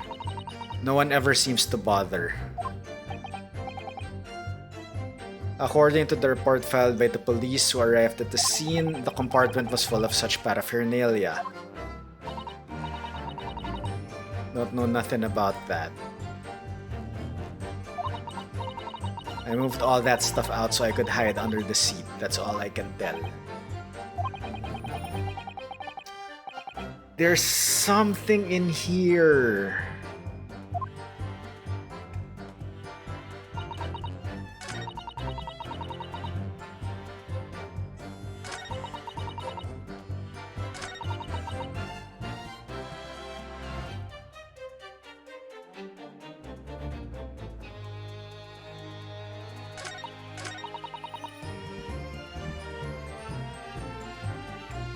Hold it! I feel it's the state. Ah, shoot.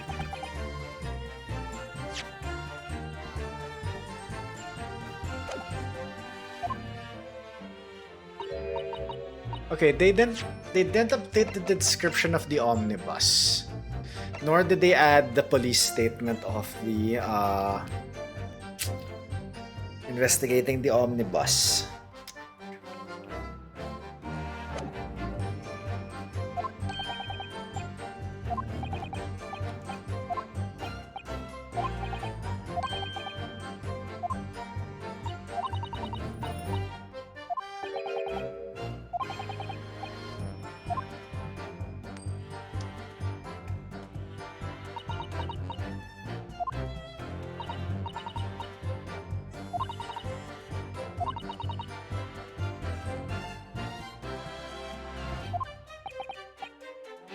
According to the report.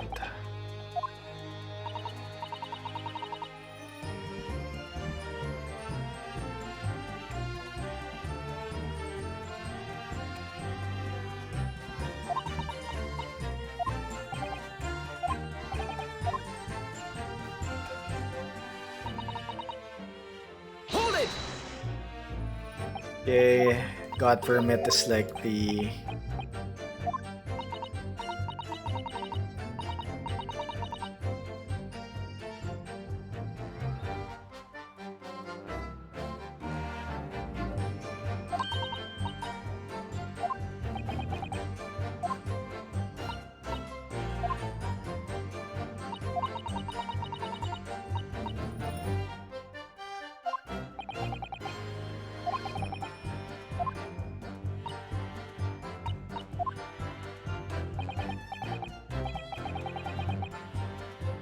I was as shocked as anyone.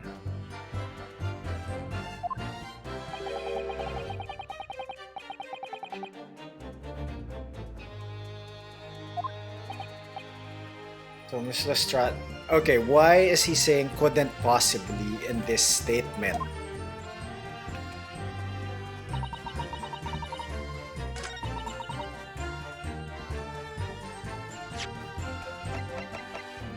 Objection!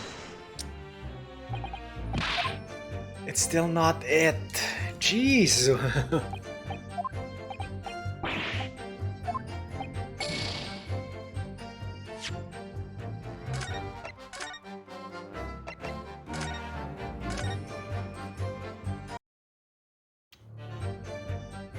Okay, I'm at a loss here now.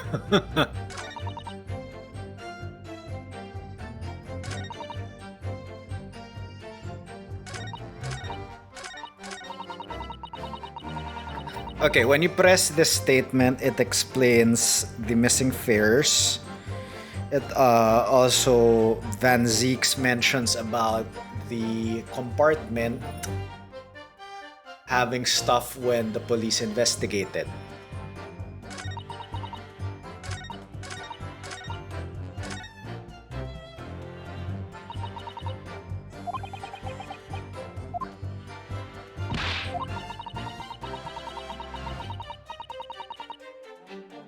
Some conclusive piece of evidence among this new testimony.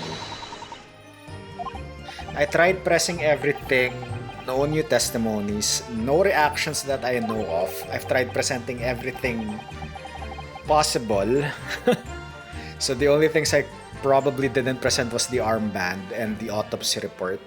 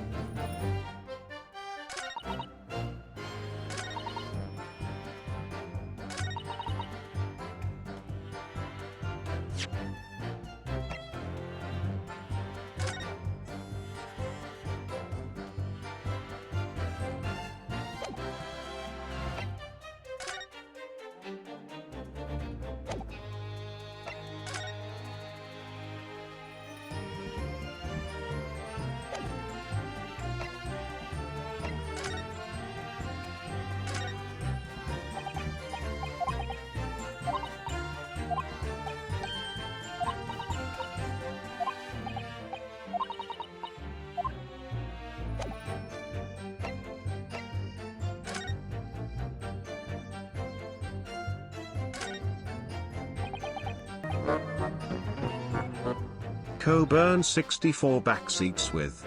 Did you press all the girls' dialogue? Yes, I did.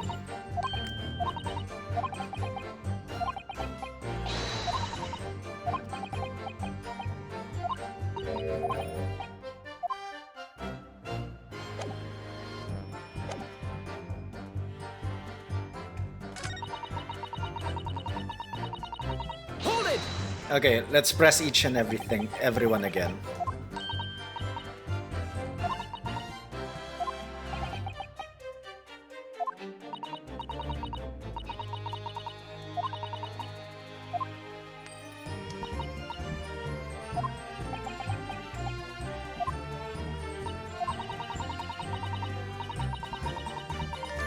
Well, no. Oh my god, wait, why are you reacting now?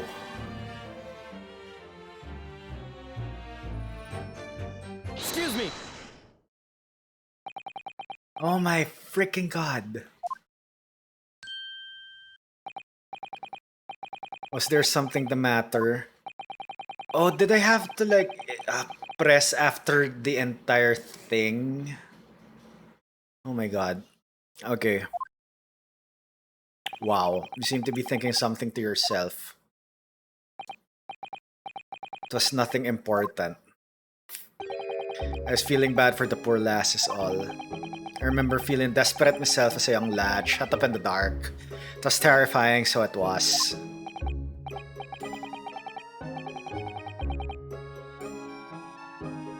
That wasn't an intentional NPV, but it looks like it was an uncorker. Okay, I'm curious like why that didn't pop out the first time. I'd like tried pressing it again and again. Every statement just to read each line and suddenly, wow, you reacted.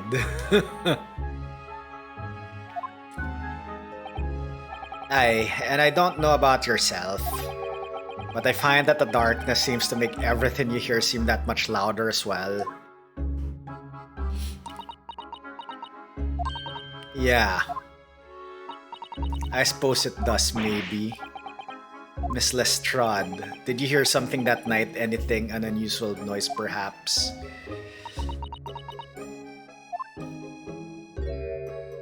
Nah, not really. All I could hear was the Irishman snoring. Beach havers, there's no need to tell the whole world of me horribly, you little scamp. What a pity. If only Miss Lestrade had heard something, it might have given us a vital new clue. Yes, what should we make of that last statement of hers? It's important. My lord, I believe the statement just made by the witness is profoundly important. Profoundly important, but all she said was that she heard nothing. Yes, which is the profoundly important point. I'm almost sure of it. Almost sure that I don't understand the inner workings of your Eastern Mind Council, nevertheless. Miss Gina Lestrade, you will supplement your formal testimony by repeating the last statement, please. What? Supplement? What you talking about? Don't give me all your fancy talk. I know what you're trying to do. Well, it won't work on me. That's right, insult the judge. Always a good move. I was training my ears to work out what was going on, but all I could hear was snoring. Okay. Hold it! So you were straining to hear what was happening the entire time since the moment you hid yourself. Not exactly, sorry. Well, there was no one in the cabin to start with. I could just push the cushion up and have butchers to see what was what. But then when I saw this swell getting on, it got me head down so he didn't notice me. And Mr. McGill said, on the seat under which you were hiding, correct? Yeah, would you Adam and Eve it, eh? So then all I could do was listen. I was waiting to jump out of there as soon as I heard him leave, see? But would have? Not likely. Even though we stopped here and there, I never heard the door open.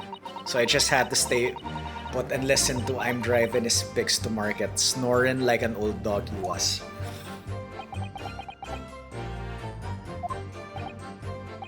Are there any conclusions we can draw from that, I wonder? It doesn't add up, so... Okay. So, first stop... How many stops did she notice if she knew it, so that somebody could get in the same cabin? As clearly at odds with the facts. Are you sure, man? Absolutely. It seems my learned Nipponese friend is not as dull-witted as I feared. So Van Zieks realized it too. Counsel. I must insist that you bolster your claim with evidence or some complicit party's name at the very least. Yes, my lord. I expect you to demonstrate this alleged contradiction to the court. According to Miss Lestrade, while she was hiding in the omnibus that night, she heard nothing but the sound of Mr. McDilded snoring, but think. There's something else she should have heard. Saves come time.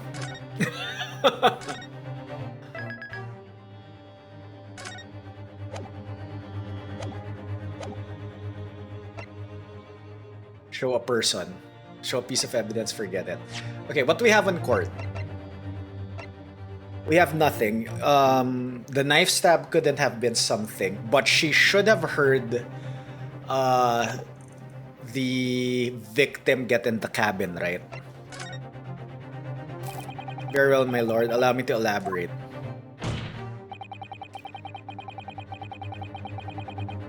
On a particular sound that Miss Lestrade could not have failed to hear on the night in question.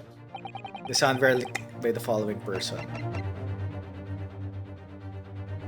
Take that!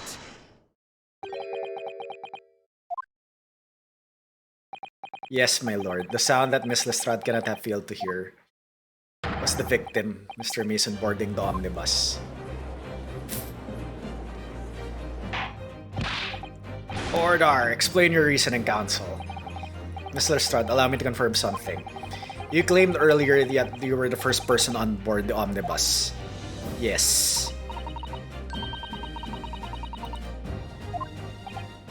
And the next person to board the omnibus was Mr. McGilded. That it was. Not a soul was in the cabin when I climbed aboard. At least not in plain sight. So you were, to all intents and purposes, alone in the enclosed cabin of the omnibus at that time. I wasn't traveling with anyone else, if that's what you mean. Yeah, I saw him get on, remember, through the crack under the seat cushion. Was on his own for sure. And from what we've heard, the carriage made a number of stops after that on its onward journey. During which time, did you not hear the door opening or closing at all? Nah, I never heard it. That's exactly what I was listening for, weren't it? Waiting for his swell to leave.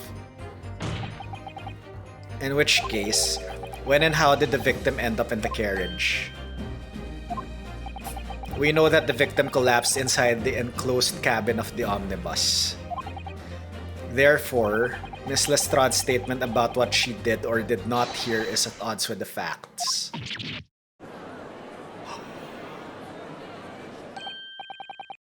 Yes, this petty thief statement is clearly flawed. Lord Van Zeeks. Yes, he knew. He knew all too well that there was an inconsistency in Miss Lestrade's statements. It would seem words of thanks are in order for my learned friend.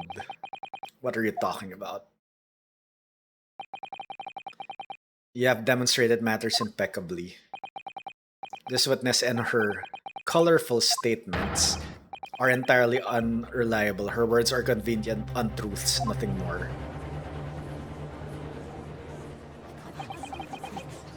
Is that right? How could the victim possibly not have boarded the omnibus? That makes no sense whatsoever. And this girl's a pickpocket. Let's not forget that. Oh my god, are you gonna switch your granny?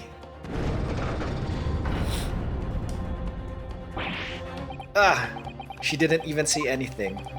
I didn't want to judge the dear little knight just because she had some rather naughty ways. But I must say, I can't abide liars. And neither can I. Oh my god, we're gonna do another summation thingamajig here, right? I didn't want to judge the girl just because she has some less than salubrious ways. But I must say, I cannot abide liars. Okay, now only the maid is like undecided.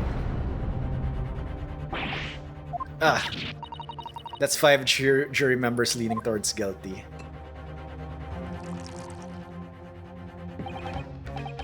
Well, your consideration for others is refreshing, my Nipponese friend. To the considerable troubles you have spared me.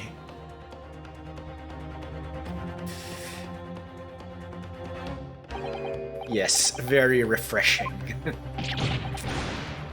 Yeah! Gah, what are you playing at? Have you forgotten who you're working for, you useless Eastern Amandan? This is carnage. It's perfect. Juror number 2 is the only one left. Mr. Naruhodo, the way this is going, I know, if we can't find some new way to convince everyone of Mr. McTilded's innocence, the judge will rule and will have lost. I very much wanted to believe the words of one of London's most respected gentlemen. But those of us in service know we must accept hard truths. Hold it!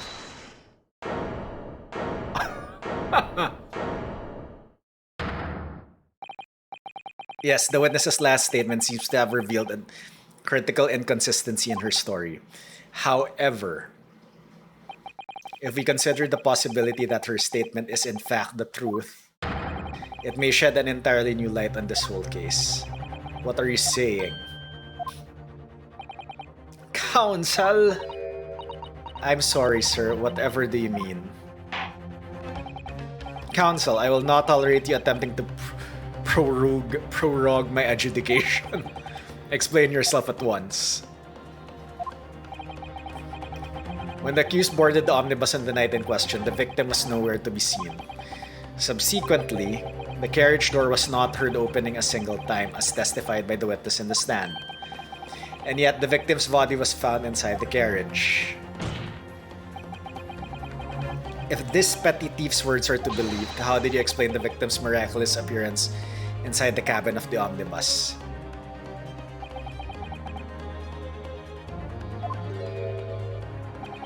There's only one way to explain how the victim came to be inside the carriage.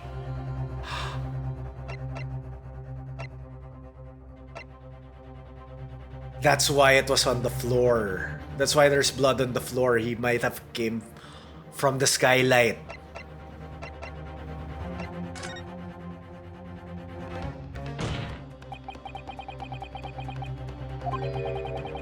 that the victim entered the enclosed cabin some other way. Objection. The skylight, the skylight, the skylight. Because yeah, if you look here, there's like a... Yeah, there's a notch there. It's the skylight. Behold, the omnibus is here for all to see. Only one side of the enclosed cabin is furnished with a door. The other has only windows. Fixed windows which cannot possibly open. In short, there's no entrance to the cabin other than the door. But there could be. There's one possibility you haven't considered. Yes, one other way inside that isn't the door. Another opening, the use of which allowed the victim to appear inside the enclosed cabin. Alright, counsel. The defense will identify the location for the court. Here's the omnibus in which the incident occurred. Where on earth is this entrance which you propose by the victim enter the cabin? Skylight. Take that! The answer is obvious. Skylight.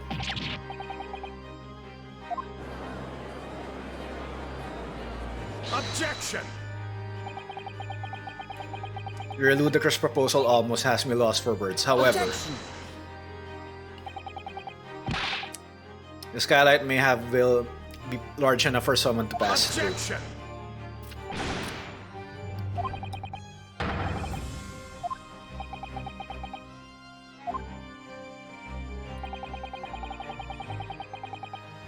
Both McGilded and Lestrade said the same in their testimonies. They each to have heard a loud thud such as the noise made by someone falling into the floor. As the sound of the victim falling from his seat having been assaulted with a dagger. Yes, it has, but would a man slipping from the seat onto the floor really have made such a loud noise as the witnesses described? A noise loud enough to cause Miss Lestrade to let out an involuntary cry, in fact. Perhaps, in fact, that was the moment the victim made his entrance into the cabin. No, let me rephrase that. The victim didn't enter the cabin as such. He fell into it. Objection! You're now suggesting that the victim fell from the skylight onto the cabin? That's simply impossible. Because if the victim had fallen inside through the skylight, as you say, the passengers on the roof deck would have seen it happen. And yet not one person made mention of such events in their testimony. Well, yes, that's true, but...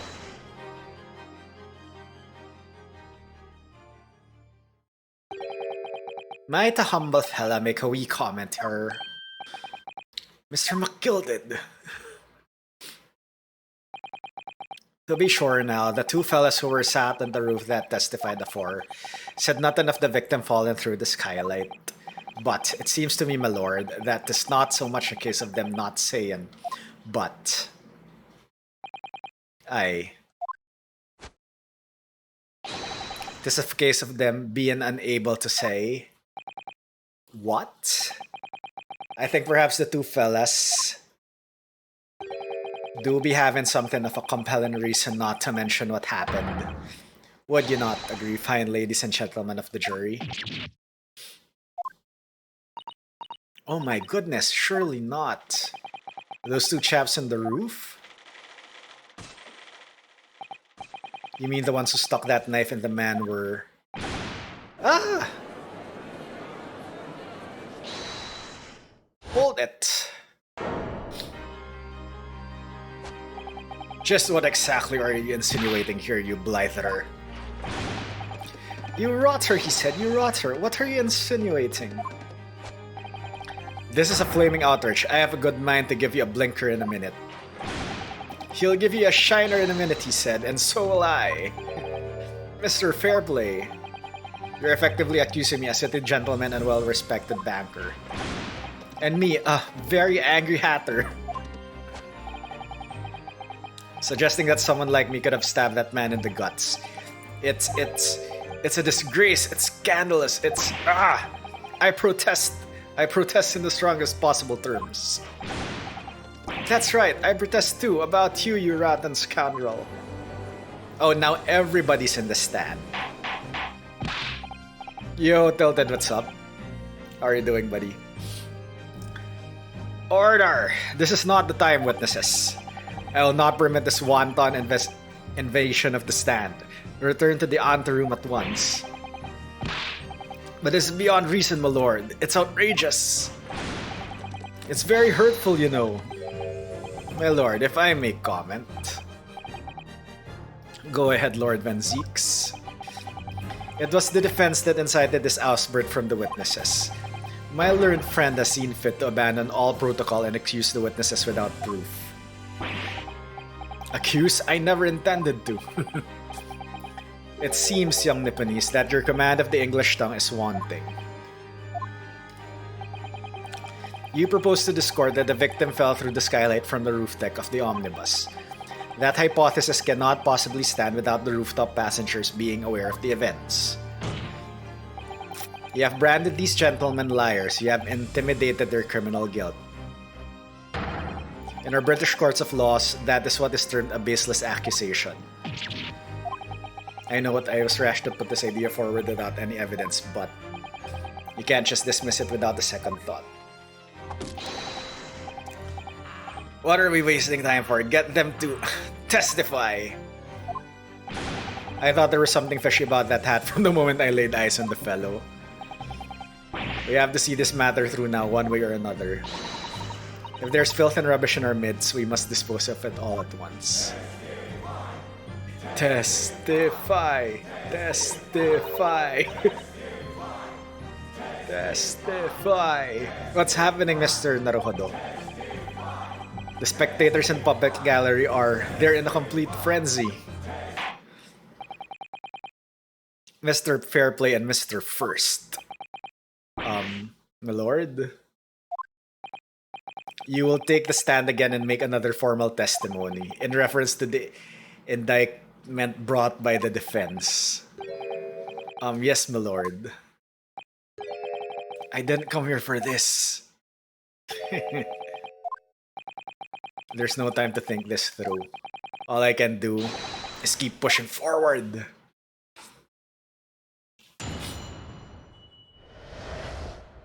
Refuting the accusation. We were the only two people up on that roof deck, dead or alive, I can swear to that. If anything had happened where we were sitting, don't you think one or the others of us would have noticed? In any case, neither of us know the first thing about the victim. We had no reason to kill the man. The skylight was shut the entire time, I tell you. We couldn't possibly have opened it. If you are so sure the victim fell through the skylight, where's your proof? I must say that on listening to this testimony, it is somewhat hard to imagine how either witnesses could have performed any malevolent act on this open rooftop deck without the other noticing forthwith. That's right, you see. We're innocent, I tell you. Although logically, of course, the argument falls down if the two of you were in collusion with one another. What? Eh?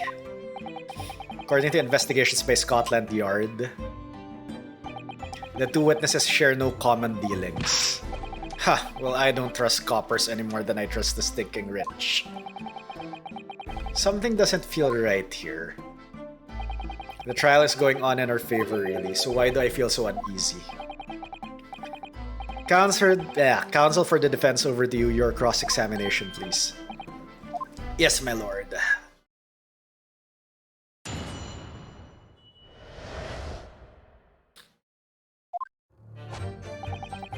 We were the only two people up on that roof deck, dead or alive. I swear to that.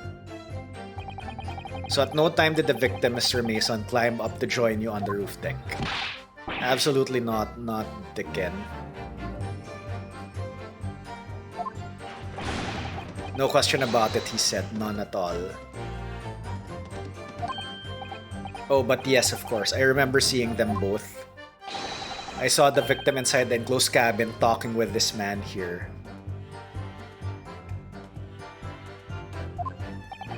Is this true, Mr. McGilded? Dear me, my lord, at the risk of repeating myself, I boarded the omnibus alone and nodded off inside almost immediately. That's an outright lie. Without doubt, you were engaged in... Let me stop you there, fella, and ask, do you have any evidence at all?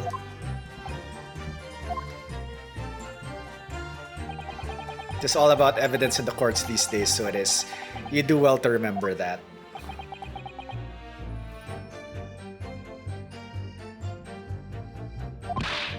I saw you with my own eyes. This is going so well. If anything had happened where we were sitting, don't you think one or the other of us would have noticed? Hold it! Well, it was on the final run of the omnibus at past 10 o'clock in the evening. It would certainly have been quite dark, perhaps. Too dark to see clearly. Is this some kind of a lark? Is this some kind of a joke, he said? Is this what it is? Or perhaps one or the other of you fell asleep briefly. Are you fair dinkum, sir?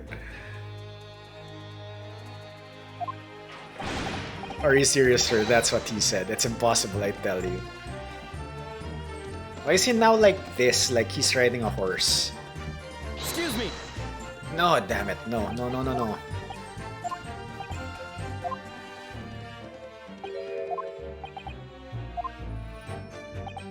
By the way, you always seem to be looking on the side one way or another.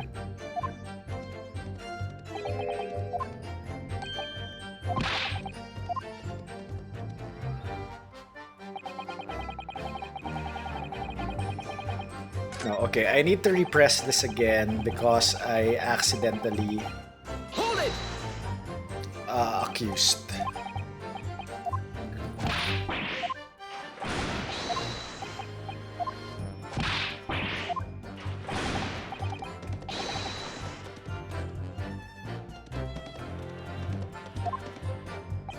I'd give you the keys to the vault if you could fall asleep in that bitter cold. And if you did manage it, your eyelids would freeze shut and you'd never open them again. Well, he fell asleep inside the cabin. That's extreme. It was extreme, I tell you, and we had to put up with it because this man had locked the door. Any true gent would have unlocked it and let me in when I knocked. I'm dreadfully sorry about that, young fella. But you see, I was away with the fairies. And I didn't hear you at all. That's a lie. I saw you through the glass. You were talking to someone. Now, it was a cold night, so it was. People do be seeing things that aren't real in the cold. This hardly surprising. Seeing things? I believe you have reached an impasse here in this particular point. You. Don't take it personally now, lad.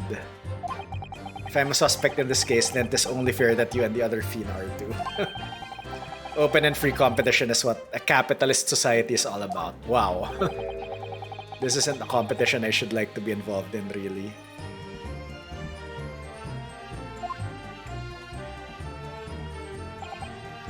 In any case, neither of us know the first thing about the victim. We had no reason to kill the man. So you had never met Mr. Thrice-Fired Mason before? Oh, Loom, no, not once, never.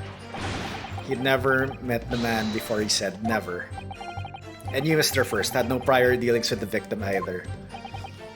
That's right, hatters don't have much to do with brickmakers, to be perfectly honest, sir. But wait, didn't he have like a hat? Anyway.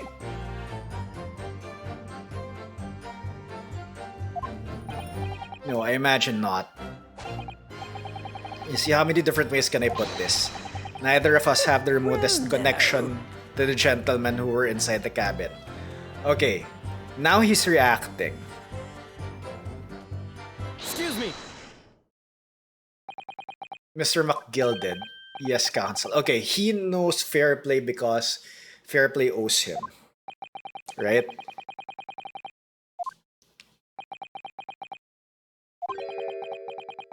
Not the remotest connection is that right now, I wonder. What are you insinuating now? Ah, Mr. Fairplay, it has been too long, so it has. Eh? If I'm not very much mistaken, I believe this fast approaching, is it not, your repayment date? I beg your pardon?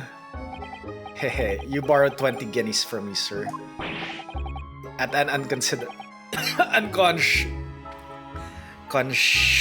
rate of interest. You tricked me, it's extortion. Well now, is that a touch of begrudgery, is it? The sort of begrudgery that might motivate a fella to pass his crimes off on another. And young Mr. First. Me? What do you want with me? You do be making hats for a living, do you not? That there top hat sliding about on your head, is that one of your creations, is it? Oh well, I'm still just an apprentice, you understand. I'm learning to find the perfect fit for whatever fine gent walks through the door. The perfect fit, is it? Well, it is a very distinctive design, so it is. Many customers like it, I tell you. They like a distinctive touch. Customers such as thrice-fired Mason. Ah! There was a photographic print of the victim submitted as evidence of for my lord. Oh yeah, this, you mean. I can't help thinking that the poor fella's hat looks distinctly familiar, don't you say? Oh yeah, it's Tip. Oh. That's one of my hats. Hey, aye, that is. So it would seem the brickmaker was a customer of yours. The sort of customer I'd wager you could have had a wee quarrel over the distinctiveness of the goods. Oh no, sir. Absolutely not, sir. Well, there's really nothing more to add. It wouldn't be right to say that the two fellas here haven't the remotest connection to the victim, you see. No, wait. Fairplay doesn't have a connection to the victim. He has a connection with you. I rest my case. You little weasel. Ah! He's better at this than I am. Gosh, Mr. McGill has certainly been thorough in his research, hasn't he? Please, don't let me little interruption hold up the proceedings. Oh, Hat Hunter. Wow.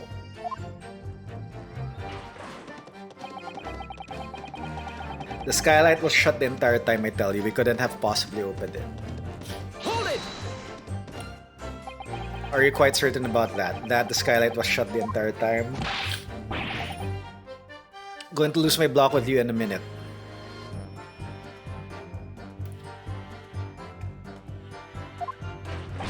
He's going to lose his drag with you in a minute. That's what he said. Take a look for yourself. Go on. You see, it's shut fast now, just like it was on the night. So it is, of course, a fella the size of Mr. Mason. Could likely break right through it still and all. What? Just looking at the size of the thing, you understand. Now you hold on there a minute, sir. The size of the thing means nothing. Not on its own. Let's consider the bigger picture here, shall we? Let's stop biting arcane, shall we? I was riding the omnibus on another occasion when, well, I broke wind loudly. I shocked myself with it as it happens. This is an unexpected confession, Mr. First. Oh, I just meant to say, well, the point is I tried to open the skylight, you see. But just my luck, I couldn't make it budge. The stench was terrible. Everyone was looking daggers at me, sir. I went as red as rogue, I did. Are you expecting me to sentence you? Oh, no, sir. The point is, the skylight can't be opened. I tried and tried and I was inside that cabinet of shame. Oh, hello. What are you Why are you like reacting now? Excuse me. Do you have something to say about that, Miss Lestrade? Miss Lestrade. It opens. The skylight. That is what we're talking about, right?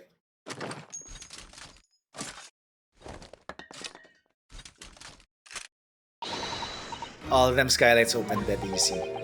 More easily than you can load that weapon. That's a lie, I tell you. Otherwise, when I broke wind, you can't do it from inside, you mug. Yep, it's from outside. Look, a few weeks ago, I was up on the roof deck of one of them drags. And I had a great haul. I mean, I had purses coming out of my ears. Miss Lestrade, this is not the forum to be eulogizing on the subject of your criminal activities. Well, anyway, I had a bit of a scare. When I lifted the last bloke's purse, he got wise to me. All four of them surrounded me so I couldn't top off the bus and leg it. So what I did was use the skylight, open the little catch, and jump right through. Yeah, the catch for them skylights is on the top side. That's why you can't open them from the cabin. The skylight opens from the roof deck. Bailiff! Climb up onto the roof of the omnibus once and verify the witnesses' claims. Yep, yeah, you can open it. There's a latch there. Okay. Oh, my hat! See?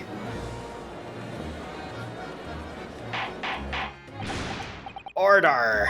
So, it appears that the street girl's statement is quite true. Don't believe it, the skylight opens. And from the roof deck. Mr. Naruhodo. This could be the clue we've been looking for. Well, counsel for the defense. How is she allowed to have a gun in court? I know, right? It's a smoke gun. But anyway.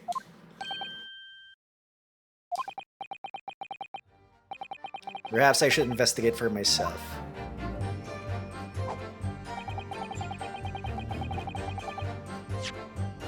Okay.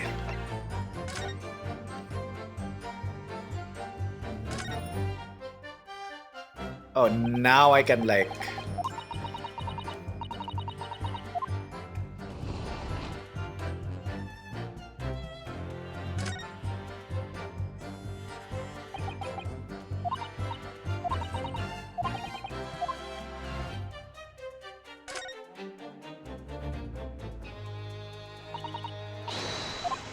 Okay, so the thing here is, if the blood is directly above the skylight... Yeah, it's directly above the skylight. That's blood.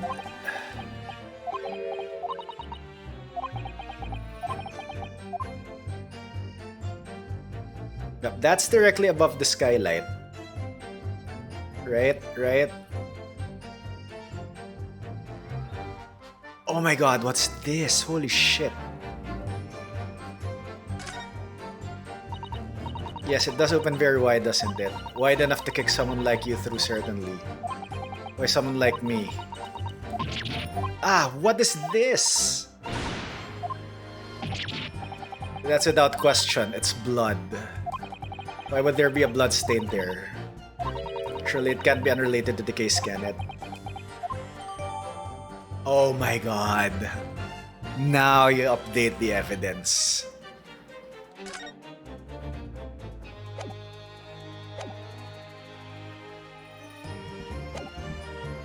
Hold it! Proof. That's right, I demand to hear it. We came here to say what we saw, I tell you, not for this. But you call us both shickers, brands us as criminals. Calls us liars, that's what he means, and accuse us of doing it. And as it stands at the moment, there's no hard evidence that incriminates yourselves now there. I believe we're in much the same position as one another here. Ah! If I don't crack this case, soon he'll crack his teeth.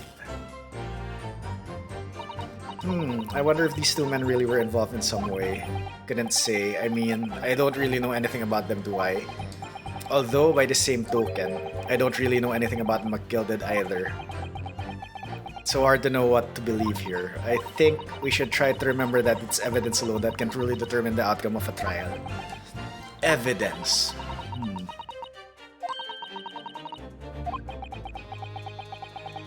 So you're saying that what we need now is to find a conclusive piece of evidence. Yes, sir, Mr. Naruhodo. Precisely.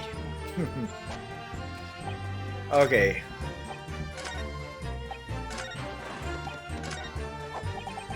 Alright, now I can present Omnibus with the skylight. Objection! Yep. On the night in question, the victim was fatally stabbed in the stomach.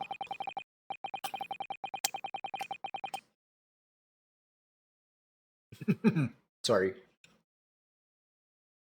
And immediately afterwards, the victim's body was pushed through the skylight into the cabin below. Those are the facts, and they're irrefutable proof. Remains clearly visible in the omnibus that stands before us today in this very courtroom. That's utter humbug. You can't possibly have any evidence. No, you can't. I mean, we didn't do it, I tell you. It's impossible. Irrefutable proof here in this courtroom? Counsel, my lord. I believe everyone would appreciate a little clarification here. Where exactly within the omnibus is this evidence to which you allude? We'll point out what is it that proves the victim fell from the roof deck through the skylight. Bloodstain.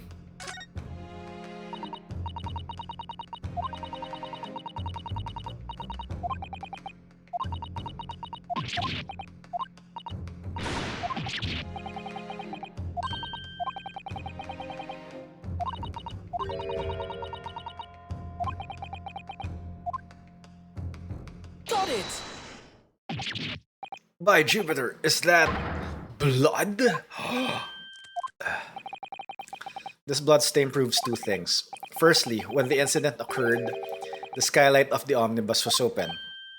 What? And secondly, the victim was already bleeding when he fell through the opening. Oh my. And so it follows that Mr. McGilded, who was inside the enclosed cabin himself at the time, cannot possibly be guilty of this crime. No!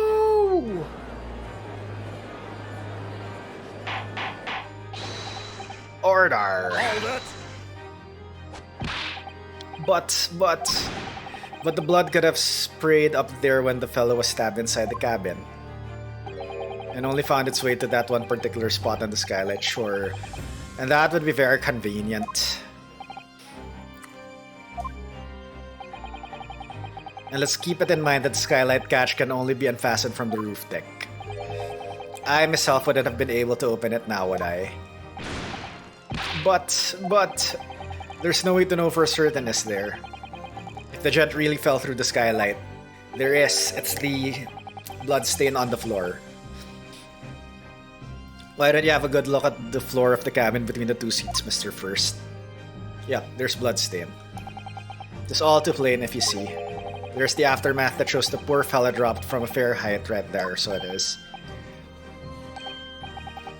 But it can't be. It's all lies! My fellow jury members, I think we can all agree that this is clear proof of the defendant's innocence, can't we? I believe we can, yes sir. It's clear to me now where the filthy rubbish can be found in this courtroom.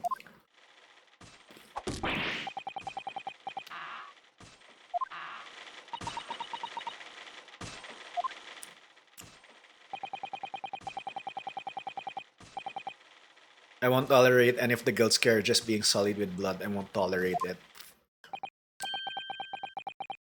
Oh, I always knew that a nice gentleman who gave us that delightful part couldn't have done such a thing. Oh my god, these jurors are very indecisive.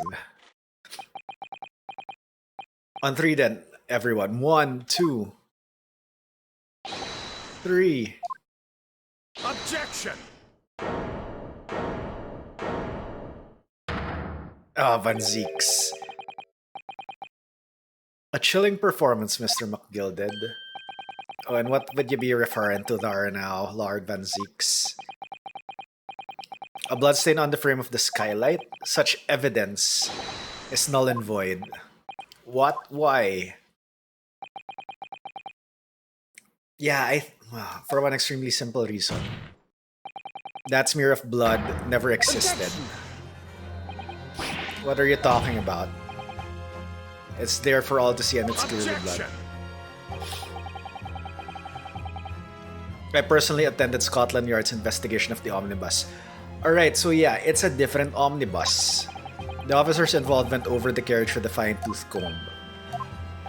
So I can state with absolute surety that no such smear of blood existed in the carriage. At least not until this trial began.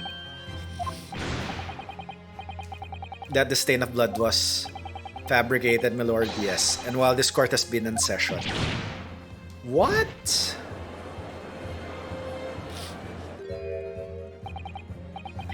What a palaver. I must say I didn't expect such crude reasoning from a prosecutor of your stand-in, Lord Van Zeeks. But I'm Magnus McGilded, a fellow known all over the capital for his fine contributions to public life.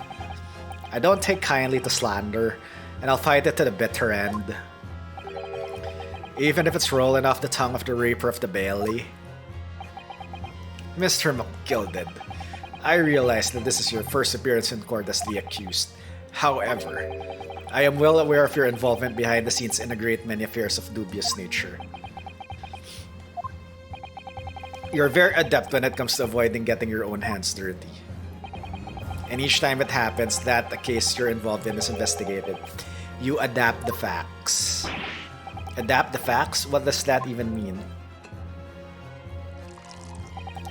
When you wield the fortune the size of Mr. McGilded's, however ill-gotten it may be, nothing is impossible. Tampering with evidence, manipulating the scene of a crime, bribing witnesses. I toast your ability to concoct the most convenient of stories, sir. Tut-tut, Lord Van Zeeks, this will not do to be sure. Will it now, counsel? Oh, no. I think it's fair to say that this does all sound like a rather far-fetched excuse by a desperate man. Okay, I think it was fabricated. Because yeah, I remember investigating the bus earlier. There wasn't any floor stain. And the cabin, the compartment had stuff in it. Although the blood in the seat was there, the rest was different. Alright. The blood in the skylight didn't exist, you say. But if you will all cast your minds back, is it not true that the omnibus there has been in the courtroom the entire time? How could anyone possibly have put a smear of blood in it without the world and his wife seeing? It happened when the smoke bomb happened. If it's true, the omnibus has been in full view the entire time the court has been in session. My learned friend. Here's to hearing your opinion on this matter in your own words. As you wish. Could someone have tampered with the omnibus during this trial? If you're asking me, I think could have been possible. As a defense lawyer, it's my job to advocate for the defendant as best as I can. But still, I feel as though there's something even more important at stake here. There's no evidence to suggest that the defendant did as my learned friend suggests. However, in terms of having the opportunity to carry out the alleged tampering, there is one possibility. Oh, good gracious. Explain yourself, counsel.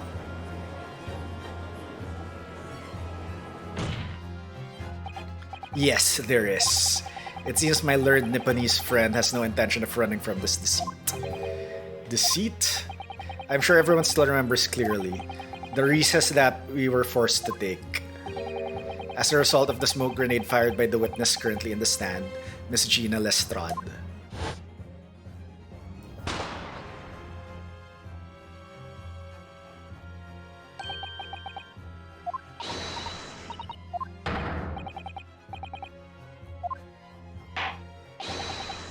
I hereby call an emergency recess. Be sure and ensure the defendant is in custody and clear the courtroom. The courtroom was filled with smoke and everyone was thrown into confusion. All of us were made to leave this chamber. In that brief interval, under the veil of smoke and in all the chaos, it could have been possible to steal inside the omnibus. Excuse me.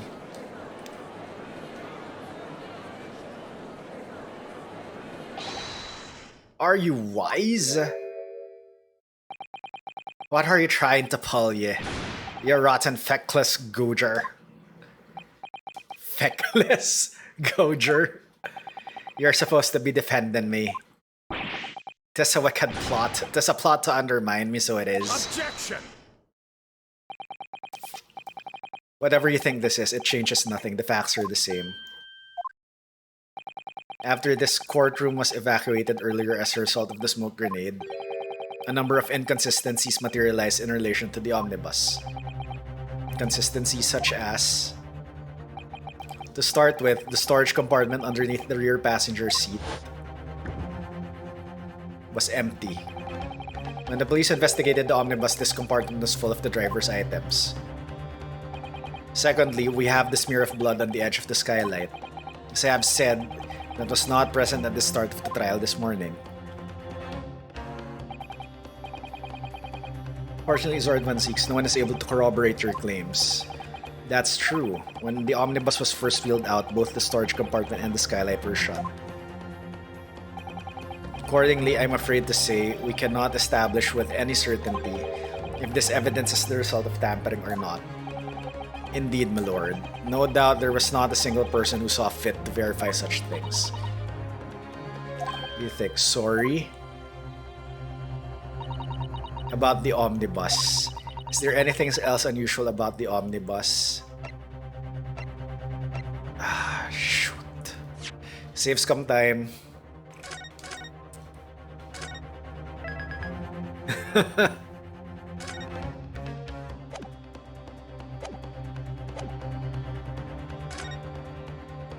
I have an inkling, my lord. Yes, counsel. There is one further inconsistency. A mark that surely could not have been present at the start of the trial. It's the thing on the floor. What in the devil's name are you going to say now? Psycho 1 saves scum. You know what? I'm gonna think of a good emote for that. Silence for Gilded. Okay. I'm gonna think of a good emote for that because you can use that when I'm playing Ace Attorney, and you can also use that if ever I'm save stating in Kaizo. So I'm gonna think of a good emote for that. Alright. The court awaits defense clarification. This trial keeps swinging one way and then the other. I have no idea what's the truth and what's deception. What am I supposed to believe here? I shall have to ask you to elaborate, counsel. Yeah, it's the thing on the floor. Yep, it's the blood stain.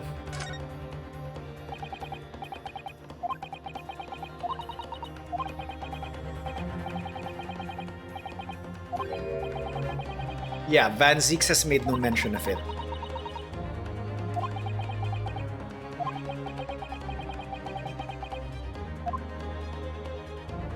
Got it! We consider that the victim fell through the skylight onto the floor of the cabin. You would certainly expect to find signs of blood where he landed. But as far as I recall, this bloodstain on the cabin floor was not there when the omnibus was first brought into the courtroom. Good lord. Yes, I do believe you're correct, counsel. Well said. Although, as advocate for the defense, one might say that was a very careless slip of the tongue.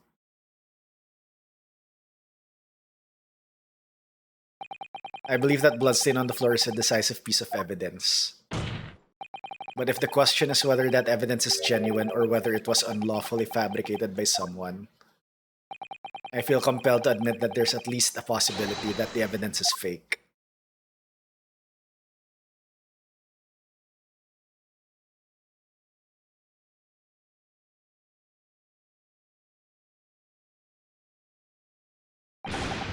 Ah! Breakdown. This trial is over. Mr. McGilded, I've done everything I possibly can to cooperate with the court, but it's all over now. But you're the defendant. It's over, I tell ya. Memory, recollection, what people think they saw, it's all nonsense. Facts are what counts, and the fact is that blood stain is there now.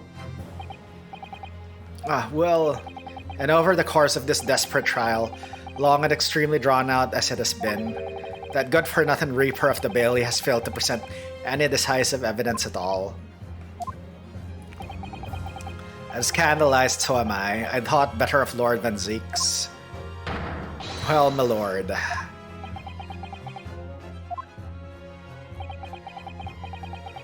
I must concur with the defendant. The unaffirmed recollections of an individual cannot stand as evidence. At this moment in time, the particular bloodstain in question is very much in existence. And in the absence of any credible method by which to prove its alleged previous non-existence, I regret to say that it would be improper for this trial to continue. Your lordship can't be serious. Lord Van Zeeks, what is your position? The prosecution, my lord, has no further witnesses or evidence to present. Very well. In that case, as I believe we have explored every possible avenue in this matter, I shall proceed to my adjudication. As a formality, I am of course obliged to confirm with the defense first. What formality? As things stand at the moment, it would seem that Mr. McGilded will be found not guilty. Yes, which would mean we've won. Is that really the right outcome here? Is it really alright for the trial to come to an end now with all these unexplained inconsistencies? Counsel for the defense, your closing statement, please.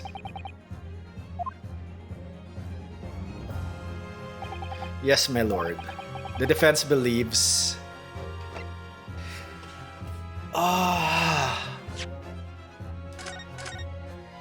Save scum.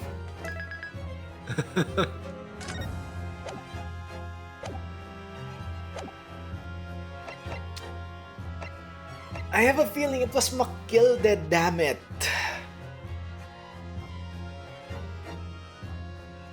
But I have no evidence.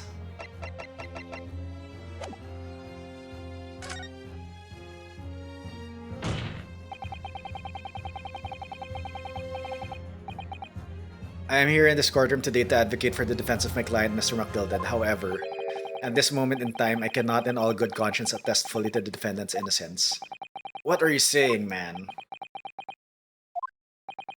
Without any question, there is no conclusive evidence to prove the defendant is guilty. However, there is also no conclusive evidence to prove that he is innocent. Good. Good gracious me.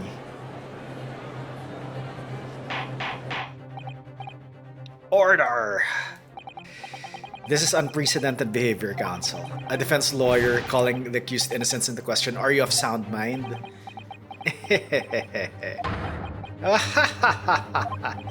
Oh, it was a grand decision to appoint you as my lawyer, so it was a grand decision. What? I must say, I didn't expect quite such an exciting spectacle at the end there. But still, here, have this for your troubles. Your job here is done, fella, and some fine work you've done, so you have. What do you mean? It is just as the right honorable gentleman so succinctly put it afore. The trial can't go on anymore. And your closing statement there was, how did he put it now? Nothing more than a formality. It was him.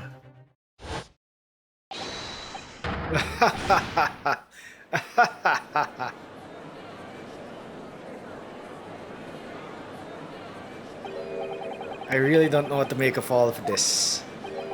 Was the evidence we've seen genuine or was it fake? His lordship would be fuming. Any unsightly rubbish should be disposed of promptly, as I said. The stinking rich are always guilty of something. Mark my words. I feel terribly ashamed that I ever doubted that lovely man who gave us the lovely park. Now that the proceedings have unfolded in this way, I am compelled to declare a premature end to this trial. Furthermore, wait, you're still leaning guilty. The court must accept the defendant's plea.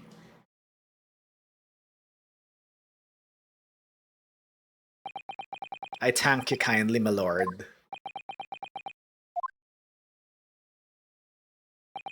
I hereby pronounce the verdict of this court. Objection. But we still haven't determined if the bloodstain in the omnibus is genuine or not. We don't know if these witnesses are telling the truth or a pack of lies. We have no idea about the truth. Lord Van Zieks. My lord, the case made by the prosecution was flawed, plain and simple. If indeed the omnibus presented as evidence was tampered with, the prosecution is at fault for allowing such a disgraceful perversion of justice to take place. My sincerest apologies, my lord. He's just accepting it. But wait. When we were evacuated from the courtroom, Lord Van Zieks ordered the evidence to be secured. I'm afraid the prosecution cannot shun responsibility in this matter. That's so unfair. The culpability of the defendant has not, at the present time, been established by this court. Consequently, the jury will not be required to prefer judgment. What? Okay, now I'm curious what will happen if I select, like, guilty. I mean, not guilty. Well, Lord Van Zieks, it's been a pleasure, so it has. And as for you, my dear fella, I couldn't have asked for a better defense. Do you mean to tell me this has all been a grand waste of time? 'Tis the law of the land, my good man. If you'd like to pursue this matter further, you can always go ahead and try to change the law. Magnus McGilted. Just one thing, a warning. This is far from over. Well, something to be looked forward to then. Wahahaha. I hereby pronounce the defendant, Mr. Magnus McGilted, not guilty. Yet still with celebration. I feel that was an incorrect verdict.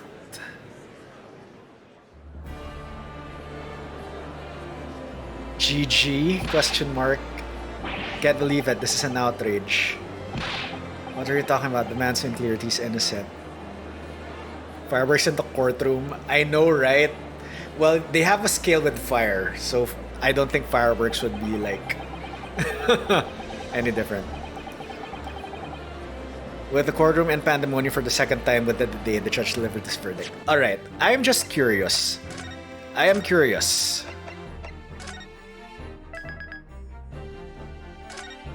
So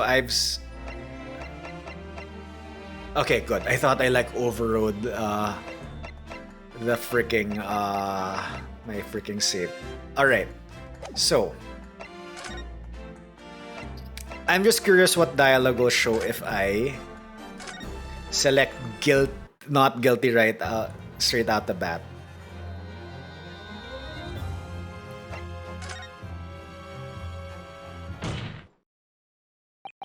Mr. McGilded's legal representative. I can't breathe. The air here is stifling. But I'm this man's defense lawyer. There's only one thing I can say in this situation. I believe the defendant, Magnus McGilded, innocent of the allegations brought against him. Okay, so this is different. This is a different cutscene.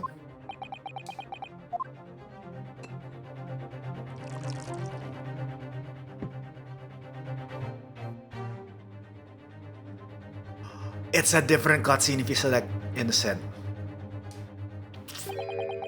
Here's to you, my Nipponese friend, and the most abject closing I have yet to hear in a court of law.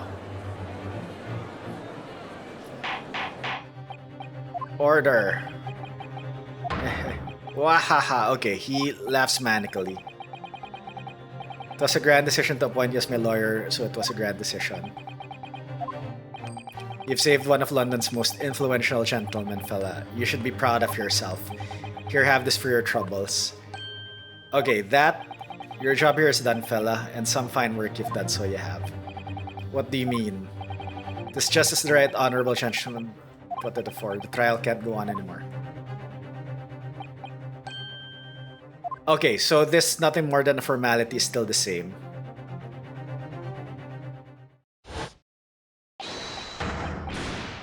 Okay, so this is not a format. This is still the same. So the thing earlier was like, yep, this is still the same.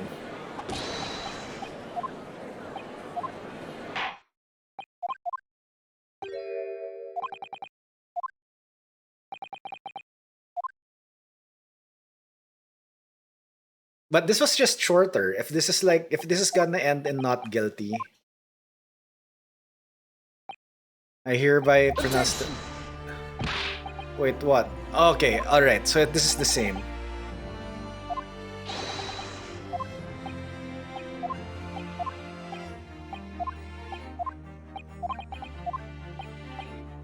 Alright, so this is the same.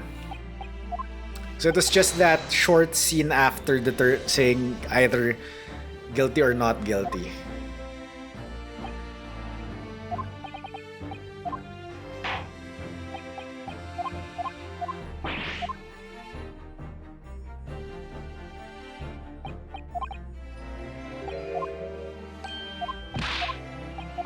So yeah, alright, let's proceed.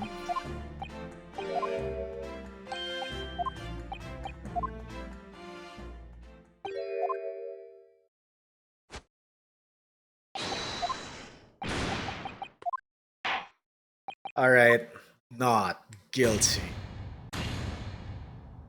So the jury didn't re-vote.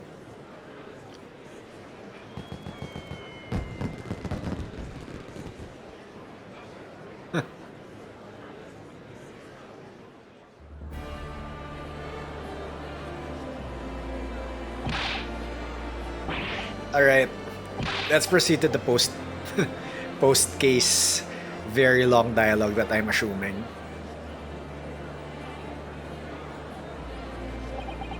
Alright, with that, the courtroom in pandemonium for the second time today, the judge delivered his verdict. And my first ever trial in Great Britain came to an abrupt end. With the defendant being found not guilty, ostensibly a victory for us.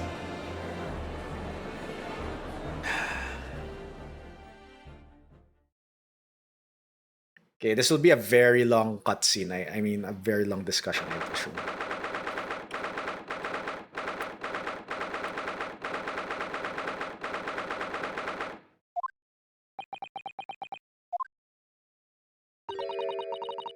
That certainly was a long trial. Yes, it was. Your first ever trial in foreign soil and your first victory. It was a wonderful performance. My heartfelt congratulations. And to you, Musasato, thank you for your assistance. I suppose we should be happy.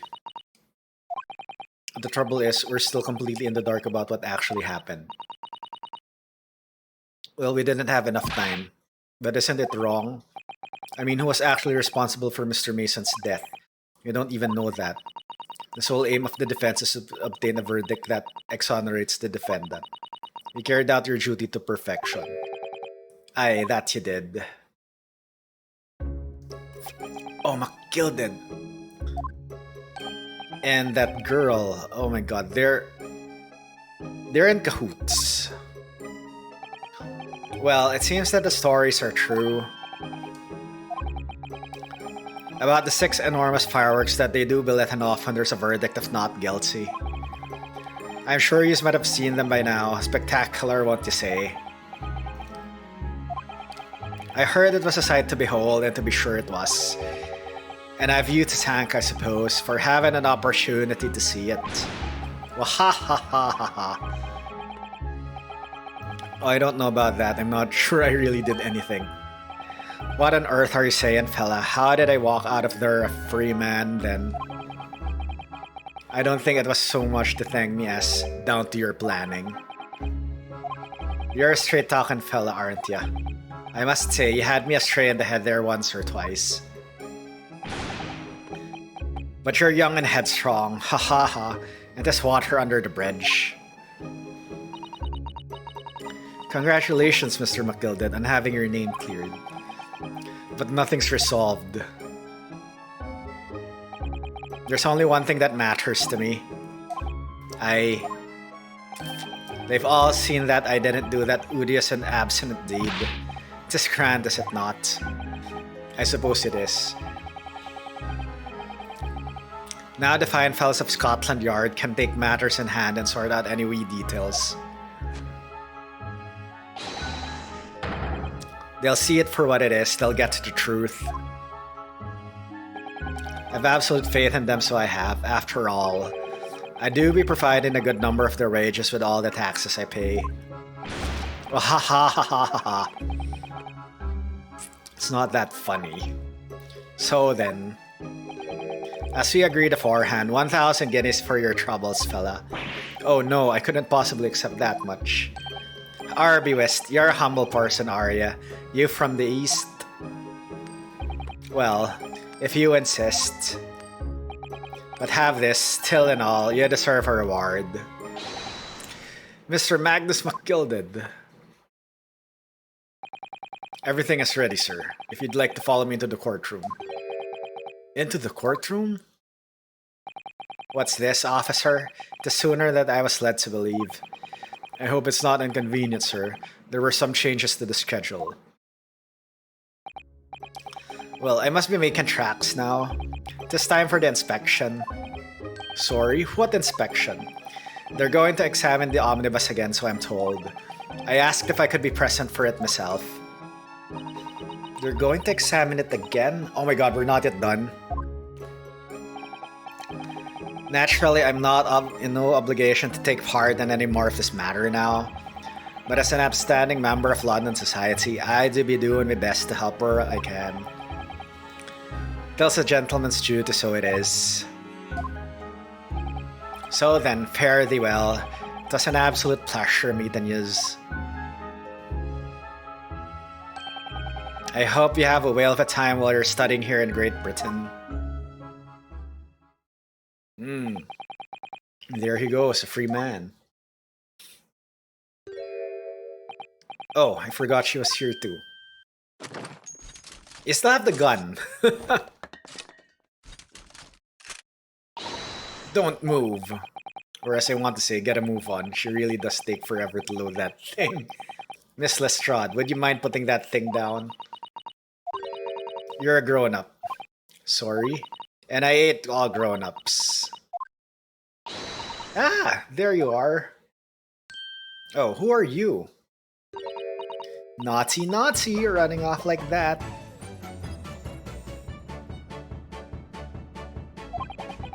Is this some kind of picnic? Who's this little girl now? And taking that with you as well. I was looking forward to the trial run of my experimental smoke grenade launcher. Ha! Oh, you also have a launcher. Oh, do you want to play? You won't beat me. Grr. Excuse me, but who are you? Oh, good day to you. I'm the inventor, I suppose, of that machine. The inventor? Well, normal smoke grenades are so dull, don't you agree? White, white, and more white. If you have to be shrouded in smoke, it could at least be a pretty color, I thought to myself. Do you have to be shrouded in smoke, though, at all? I just took my eyes off it a moment whilst I was changing onto a different omnibus and she pinched it. Luckily, I fitted it with a telegraphic beacon. Was it what? Anyway, you're coming with me now, back to my laboratory. What? What's for? To apologize, of course, silly, to my technician. What, you mean say sorry? You must say sorry when you've done something wrong. Surely an adult has told you that before. An adult? I don't listen to no adults. Come along then, follow me. Fine, have it your way. Oh good, you see, I knew you'd want to do the right thing in the end. I'm fairly sure that's what she wants, is not to get shot by that massive gun of yours. Who is this girl? We'll be leaving now then. Bye-bye. I'm so sorry for all the fuss. She was a lively one. Alright, is she in the court record? Okay, she's not in the court record.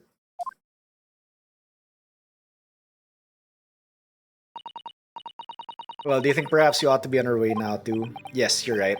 But where to? Oh, we haven't had time to find a place to stay. No sooner had we arrived in London that we had to rush here. All our traveling cases are still with the bailiff. I was originally planning to spend the day in search of lodgings. But at this late hour in the day, I'm afraid we may be out of luck. You could have accepted that 1,000 guineas, right? Don't worry though, I have a plan. If the worst comes to worst, I've heard of a lovely park where we could spend the night. Please tell me you're not thinking of McGilded Park. I know it may be a little chilly at this time of year, but our youthfulness will see us through. I'm not so sure about that. I think a midwinter London night will freeze a young person solid just as easily as an elder one.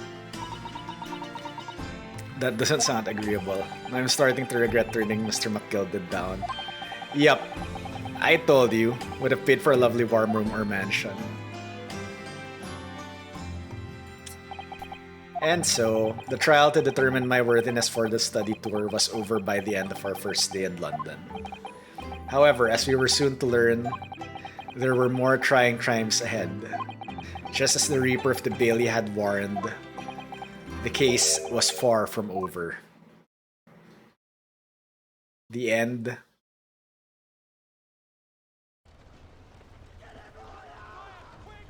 What's going on? Get the fire brigade! Water! Bring water, quick! Oh my god. What? How did this happen?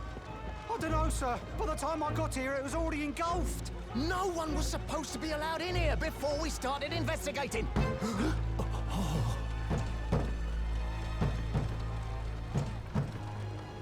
No. Oh, good God. There's someone in there.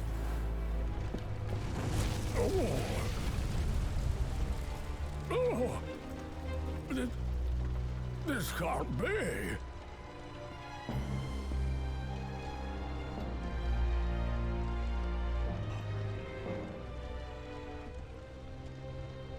Wow. Yo, Big Wild Bob, what's up?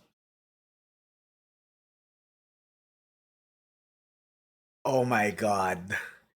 Is Magnus inside that bus? Oh.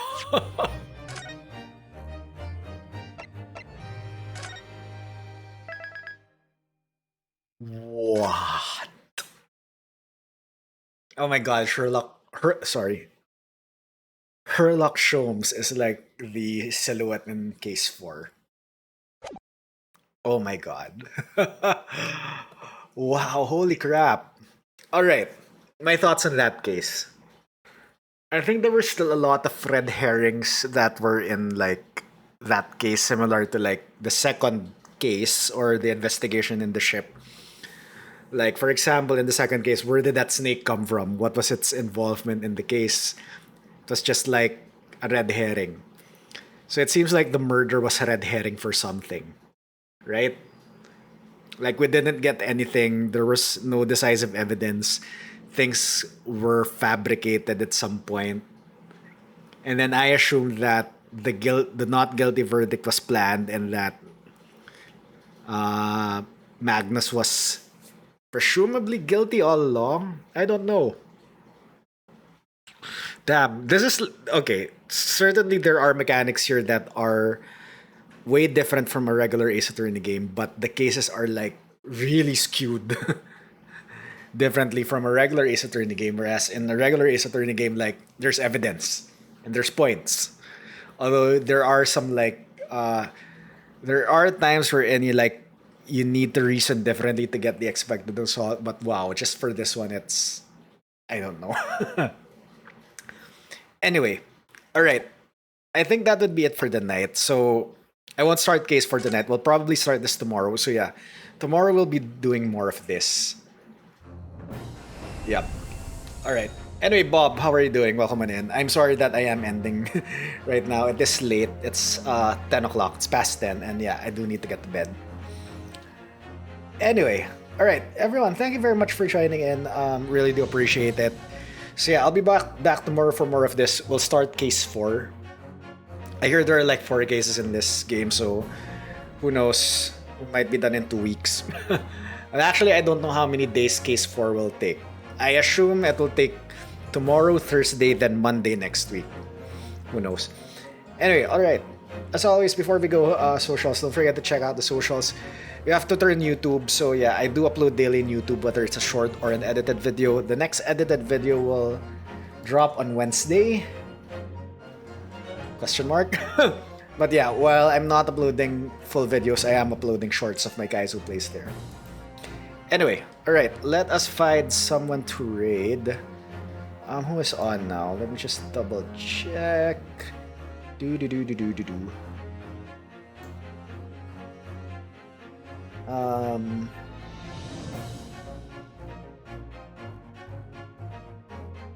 Okay, there are some people who are in later cases based on their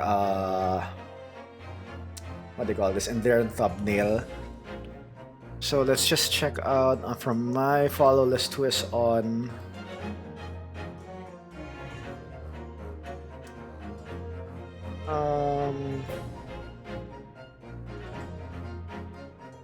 Okay, you know what? Let's retweet. So in light of this being set in London, let's retweet. I don't know why I said that.